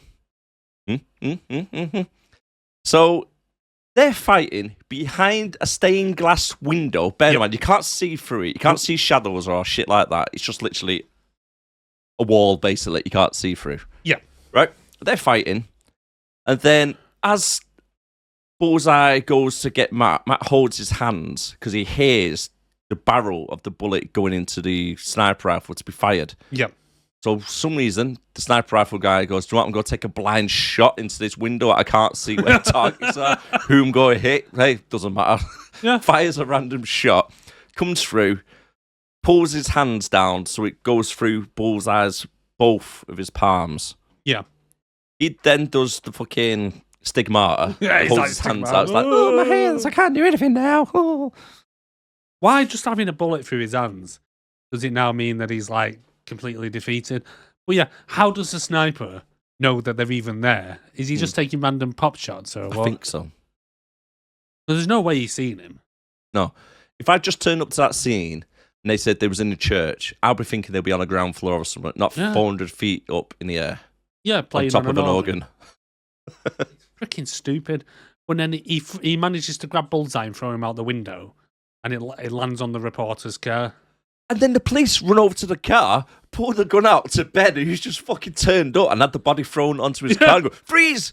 It's like, one of them's like pointing him at Ben, and Ben's like, "Oh, Jesus Christ." "Dude, I've just rocked up. You just see me pull up and the body land on my car. Yeah. It's not me. Yeah, I didn't just go up there, throw him onto my own car." No, not like I rung him and said, "Right, I'm almost there. Right, chuck him." It's stupid. But it's not just one cop. There's about 8 of them swarming the car. Yeah. It's like, what is going on at all? It's bloody stupid. And then we have the showdown with the Kingpin. So the Kingpin tells his little goon, "Send all the guards home. I was raised in the Bronx." Yeah. And So, what's that got to do with it? don't know, mate. I'm going to take him on myself. But Fist beats the fuck out of Matt anyway. Removes the mask. Yeah. Finds out it's the blind dude who's Daredevil. It's Yeah. his true identity. Matt Now- sets off the sprinklers so he can see the big fella. This is silly. So, is there a sprinkler valve right next to where Matt happened to be on the floor? Because he breaks a piece of glass. Then next minute, it's like the fucking Titanic, or the water just gushing in from everywhere. It's like, dude, you've either got one great fucking fire resistant system here, with all these sprinklers everywhere, right? Or you got a huge fish tank that he's just punctured and it's just pissing water everywhere from the floor above. Because as they're fighting, all the water is just spraying from everywhere, but they're like knee deep in water, like wading as they're going around fighting each other. It's pretty good CGI, to be fair, as they're fighting. It's not too bad for it. And then he slides underneath him using the water so we can see where Fisk is. And he breaks both his legs by kicking him. I know. I just put down. So Fisk's weakness is his knees. Yeah. So he drops down to his knees. Once Fisk is on his hands and knees, Matt then gets up. Happens to be a water tap right underneath Fisk's desk. Turns the valve because you hear it go, and then all the water stops. Oh, does he? I just thought he'd just run out of water. No, he walks over and goes, all the water turns off. It's like, why is that on the? Who designed this building? Exactly. Fake windows painted on. Sprinkler systems that are like that will literally drown you if you stay there too long. It kind of reminds me from Fast 10. Yeah. With that blonde bird. Oh, yeah. She has her desk, doesn't she? Yeah. And the power cable for the whole building is at the back of the PC. One plug there. Just pours that on the whole building goes dark. So, Mr. Fisk, I know you're renting these offices, but if the sprinklers ever go off, you'll find the cut-off under your desk. What? Just there under your desk. Yeah. Oh, shit. Oh, Jesus. And then he tells Fisk. So he goes like, hit him, doesn't it? It looks like he's hit him, smashed him in the head. But he looks up. He's like, he's missed. And he turns around and goes, I've been waiting for this day since I was 12 years old. And he lets him live. Yeah. Because now he's the good guy. But yeah, he was murdering street thugs in their own house 10 minutes earlier. A few minutes earlier, yeah. He threw bloody Bullseye out of the window. Yeah. But the guy who kills his dad. He's like, do you know what? I mean, we need like a supervillain, don't we, to go in other comic books. We can't kill you. Yeah, just in case there's a sequel. Yeah. But he goes, but he's like, but hold on. I know who you are, though. And he goes, well, you're going to prison. The police know who you are. They're on the way now. I can hear them. And it's not like you've got good lawyers or anything and might get off, on a technicality or whatever. So you're going to prison. And he's like, yeah, but I'll just tell everyone who you are. And he goes, well, good luck telling everyone you were beaten by a blind man. Touché. And he's like, well, yeah, you're still the Daredevil, though, and I'll still put a hit out on you. Yeah. So you're going to have to watch your back. Yeah, I know exactly where you work. I know who your family are and who your partner of your law firm is, or your friends and your family. Exactly. Your Mary Jane and your Aunt Mays. Yep. That's it. So I don't get why he lets him live. I don't care. Yeah, you're going to prison. Oh, what are you going to tell people you beat up by a blind guy? Well, yeah, because that's what happened. And I'm going to put out a hit. I'm like multi-billionaire. I've got everyone in my pocket. There's no way I'm going to prison anyway. And if I do, I'm not going to be in there for long. Yeah, because like say, paid judges off or anything. But then again, I probably wouldn't say any of this to his face because then he might change. Daredevil might change his mind and go, yeah, good point, mate. Yeah, true. Let's just end it now. Yeah. He goes off to the rooftop of the theatre where his dad dies, drops a rose for him. He goes, this is later, for you, Dad. Throws yeah. the rose down. It's like, oh, all right, who's that for? Well, technically, he's dropped it on the wrong side because his dad in the alleyway, not on the front. He's blind, I'll let him off. Yeah, I suppose. Sometime later, Happy and Matt are at the coffee shop discussing about the Kingpin being brought down by Daredevil. Then goes out for some fresh air, has a walk until he finds a necklace randomly on a bloody rooftop pigeon shed. Yeah. I mean, talk about a needle in a haystack. Somehow manages to find it, and it's Braille, and he reads it. It says, what does it say? Cunt or something. Oh, okay. Glad to see you. Glad to see you. Glad to see you. And then we do see, however... Well, when they're in the coffee shop, I was going to say, yeah. Another woman walks in, and Matt's like, doesn't smell right. Too fresh. Yeah. She's washed. And then we see Ben writing his report. Yeah. Spotting Matt outside on the rooftop, creeping outside his window. Yeah, he's like, you going to write the article? He's like, no. Go get him, Matt. And then we get credit rolls, ladies and gentlemen. Well, we get a post-credit scene, don't we? Bullseye in the hospital. Huh? Yes. Do you want to explain this one? So Bullseye's in the hospital, all in plaster and stuff, and there's a fly going around. And then somehow he kills the fly with, was it a cocktail stick or something? I can't syringe. remember. Was it a syringe? Yeah. A syringe. And it's just gets left on the side. Yeah. Yeah, it has to do. Anyway, that's the film over. Woo! Woohoo! All right. Right, if you made it this far, guys, please like and subscribe. Yes, welcome in. Yeah, welcome in. For more content like this, go check out our back catalogue. We've done some good ones. This is actually episode 55. I believe so, mate. Yeah. Yeah. There or thereabouts. So at this point in the podcast, now we've gone through the film, we will give out some awards and the results to the clip quiz. Clip quiz. Next time you guys want to take pictures of me, just call ahead. You know, we can do better than a barbecue. Like a calendar shoot. You know, maybe topless, lubed up, whatever you guys are into. FBI car antennas, a 1/2-inch matte black, about 3/4 of the way down the rear windshield. Stadia, pigtailed, BPD, 1/2 and 1/2. Every peewee in the town knows what an FBI rear antenna looks like.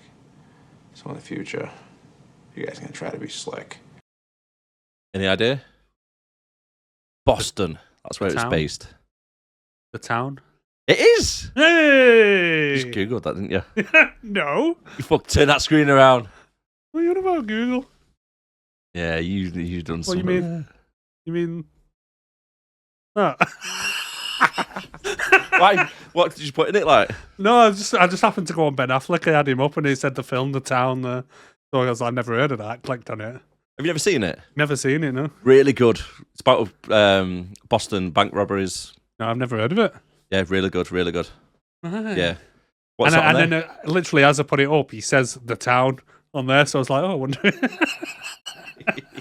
Cheat. So if you got that right like I did, please leave us a like. Pat yourself on the back. And if you didn't get it right, leave us a like. Yeah. Either way, like. What's the rating on it? The rating, 7.5. Yeah, I thought it was. Really good, mate. Honestly, worth watching. What did you watch it on? I think it was on Amazon Prime. I might give it a watch. Yeah, worth watching. Oh, Jeremy Renner, John Hamm, Rebecca Hall. Quite a Blake few cast. Lively. It's got a guy from Warrington in it. Oh, Pete Postlethwaite. Yeah. No way. He plays the florist. Right. He's like no mobster. So if anything happens in the town, they've got to pay him like a cut Oh, right. from all the robberies and whatever. Oh, nice. That's the other thing that I've been meaning to mention. Have you seen that there's a new Superman film coming? There is. Directed by James Gunn, because Yeah. we didn't do movie news. But yeah, new Superman. It looks quite good, and if it's by James Gunn, who did Guardians of the Galaxy, I reckon it'll be quite good. Hopefully, yeah. Yeah. Yeah, I've not seen the trailer or anything for it yet. Got Superdog in it as well from the trailer. Yes, it has. Yeah. I've seen a picture of that one, or like Yeah. a little clip of it. Crypto. Yeah, Crypto, which I quite like, to be honest with you. Yeah. Hopefully, it's not voiced by The Rock. Yeah, I think. Why would it be voiced by The Rock? That's what he is in the cartoon. Oh, is it? Yeah. There's like a cartoon, isn't there? Of, The Super pets. Dogs. Yeah, Yeah. Super Pets. DC Yeah. Super Pets. Yeah. Oh, is it The Rock? It's voiced by The Rock. Right, I didn't And you realise. got Kevin Hart as one of the other dogs. Of course you have, because them two go hand in hand, don't they? Well, certainly do, mate. Yeah. Literally fits in The Rock's pocket. He does. His prison pocket. What are you doing down there, I Kev? reckon The Rock could use him as a dildo. Probably. Just doing squat thrusts. Yeah, just, oh, yes. Oh. Right, Well, yeah. let's get on. Should we move on to the awards? Yeah, that's right. You better walk away. Go on, walk away, because I'm going to burn this Motherfucker down. King Kong ain't got shit On me. Right then. I've kind of broke our rules a bit this week, but I'll get into that in a minute. No, you can't have the same actor for two different awards. Yes, you can. Can't. I've got to. Nope. So who's your best actor? Colin Farrell. So have I. Hey! He played intensity really, really well. Yeah, he played coked up well, yeah. Yes. Which, to be honest with you, I think he may have actually been on something whilst doing it. I can imagine. So, He does seem the type. He had a bit of a reputation back in the day of being a party animal, didn't he? oh, he did actually, yeah. Yeah. Yeah, probably from the back of this film. Wasn't he like banging Lindsay Lohan and all that? I can't remember, but Allegedly. most likely.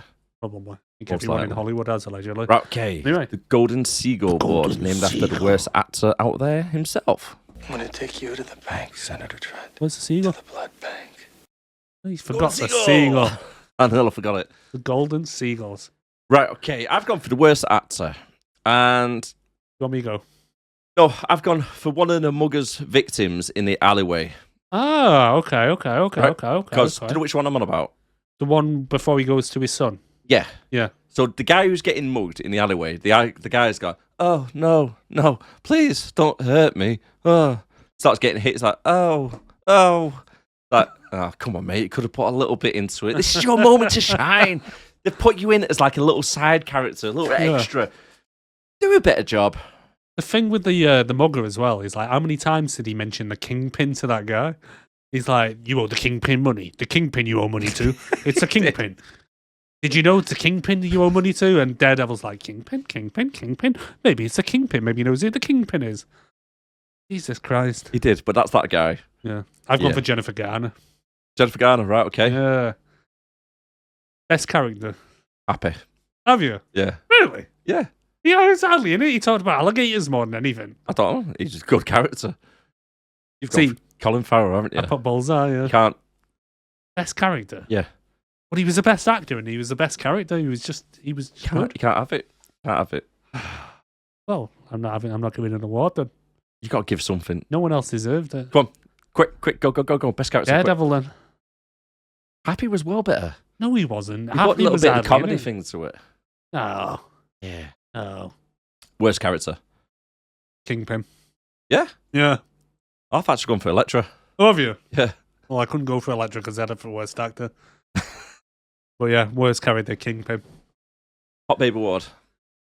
Oh. Ellen Pompeo. Who's that? His secretary. The bird from Grey's Anatomy.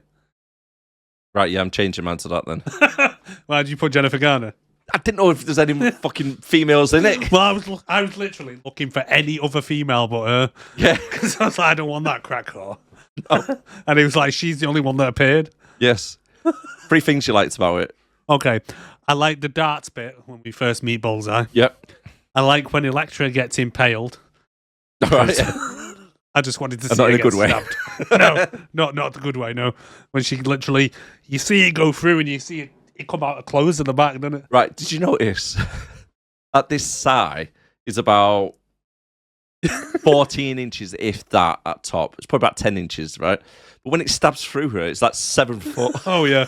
And somehow it doesn't go through her clothes, even though it's just gone through her whole body. Yeah, it doesn't pokes out the back. her clothes. Yeah, you can just see her clothes like just poking out, yeah. Uh-huh. And then I put the cheesiness of the playground fight. Yeah, that was cheesy, wasn't it? Yeah. It was cheesy. Okay, I've gone for the bar fight. Right. Wasn't too bad. It was all right. A little bit weird getting into it. Yeah. Shards of glass being thrown was pretty good. Bullseye doing his little... Oh, yeah. And then the story overall was all right. Yeah. Yeah, wasn't too bad, the story of it. Rating out of 10? 5. I've got 5.5. Have you? Yeah. Gone up a bit. Yeah. Was it it's 5.5? like 5.4, is it? 5.3, I think. All right, yeah. 5.5. I thought it was all right. I didn't mind watching it. Even the second time, I didn't get fed up of it.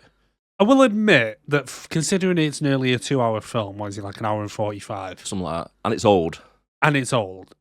It didn't feel like it. Like a lot of the films we watch, they're like nearly 2 hours long and it feels like it. Especially when you're going to do your notes. End of Days was a chore. As much as I love End of Days, it was a chore to do the notes.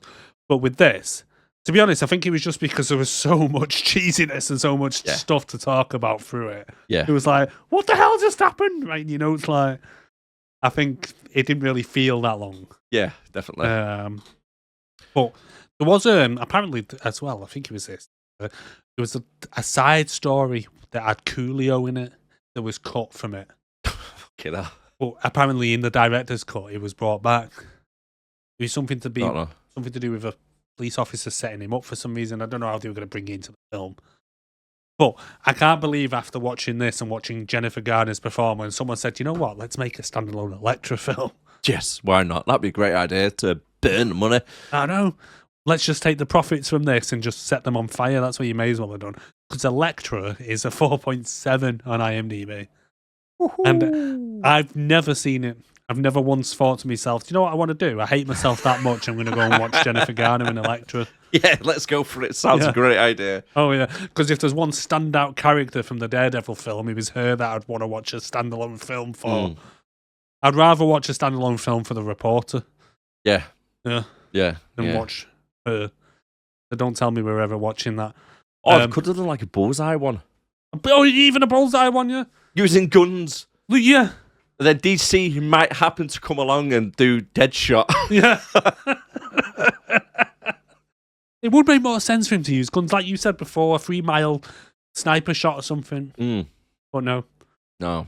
No, they went with Okay, instead. next up, and finally, we have our Wall of Fame. We have 3 different categories. Wall of Fame. Let us know down below, where would you place the film on our little Wall of Fame? We have got the one to skip, worth a watch, or a must-see. Must-see films, slightly loosely termed. It's more of a film we'd probably recommend. It's a film watch. that we would say, if you're looking for a film to watch, we'd recommend these ones. These ones are probably just like, if you got nothing else to do, just worth a watch. And then the ones to skip, just don't bother watching them, the shit. Yeah, stay clear. Where would you place this? It's definitely not must see. No. I'd say it was probably worth a watch, just about. I would. I'd say it's entertaining cheesiness, and So like I say, it doesn't feel too long if you've got an hour and 40 to kill. Then Yeah. If you've never seen it before and you're flicking through the channels and it's just about to start, leave it on. Yeah, I'd say worth a worth a laugh. watch. Yeah. Have a laugh. See if your take on it is the same as us. Yeah. We probably ruined it for you now, but you've never seen it. But hey, Spoiler alerts, by the way. Oh, so what film are we doing next week? Next week is Next Dolph episode. London. Are we still doing that? Yeah, let's go for it. I thought we were going to do Wrath of the Titans. Do that week after. Right. Okay. So, because you're doing the editing, aren't you, the week after? No, I'll be. Come on, please, Jeff. Please do me a solid this one time. Take it off. Take it off. It's been taken off. Yes. Thank you. Oh my God. Thank you, Amazon, you buggers. Jeff. If I had $1 billion, I'd give it to you. How many times have they done this now? Loads, but this is the one time I've been happy about it. Okay, Wrath of the Titans. It is the follow-up for the classic Clash of the Titans. Yes, starring Sam Worthington. Yeah, I grew up on like Jason and the Argonauts and stuff like that. Oh yeah, me Absolutely too. love this mythology stuff. We're doing we're doing not Clash of the Titans. Oh no, Clash of the Titans. Wrath of the Titans. Clash of the Titans is a 5.8. Piss off. It It is not. is 5.8 on IMDb. Are you kidding me? I'm not kidding you, no. No. So we could do Wrath and Clash. Let's go for Clash of the Titans first. Yeah, do Clash of the Titans streaming on Prime Video. I love this film. Eh? I love this film. I had it on remember it DVD being and quite everything. good, isn't it? No, it's Sam Worthington, Yeah. Liam Neeson, Ralph Ray Fiennes as he goes by, Gemma Arterton. Wow, yeah, Mads Mikkelsen, Liam Cunningham. Jesus, it's got loads of people in it. That's what I mean. It's a great bloody film. It's even got the guy who plays Beast in the new ones, Nicholas Hoult. Oh man, yeah. Yeah, do Clash then. Do Clash and then Wrath. So join us next week then, guys, for Clash of the Titans. I'm actually gutted about it, to be honest with you. To be honest, I'm surprised at Clash. I'm surprised Clash of the Titans is a 5.8, I'll be honest. It's a fucking good film. We will see. Let's see what it's like when you put your critical eye on it. And if it holds up. And if it I 2010... mean, let's be honest, you can't be too critical. You can't go, do you know what, this is not really me, but this is not really believable, is it? You know what I mean? Some woman with a snake on her head turning people to stone. As if that's ever going to happen. Well, there is that. I'll remember not to mention that then. Oh, Otherwise, shit. I'll get the Wrath of Darren. Yes, you will, mate. You will. Fuck me. I can't believe that's... So join us next week for Darren's favourite film. But it's up there. You know, it's like Lord of the Rings type thing for me. Do you know what I mean? What I remember, Who's and it giving might it be a really, really 5.8? bad. Who's I mean, this has giving been like... Remember we done Deuce Bigelow? Yeah. This might be that for me. It could well be. Where back in the day when it first came out, I was like, mate, this is like the best thing ever. It's great. Might not have aged great. Might Let's say Jason of the Argonauts. When that first came out, it was like, oh my God, this is like really great. Stop motion skeletons. And... Yeah, it was fucking fantastic. You watch that now, it's like they're funny. You know what I mean? It's not serious. It's not scary. No, when I was a kid, it was scary. Yeah. Getting bony. I can't wait for my lad to be old enough so I can show him all that stuff. Yes. Like, hey, you think you got it good in 2025 or all these bloody Wallace and Grommets? Yeah, when films used to be like this. Yeah. And on that note, we are going to call it a day on our podcast. So thank you very much for watching. This has been covering Daredevil. Yeah, we are 6 and below. I'm Eric. This is Darren. See you again next time, guys. Please like and subscribe. Bye for now.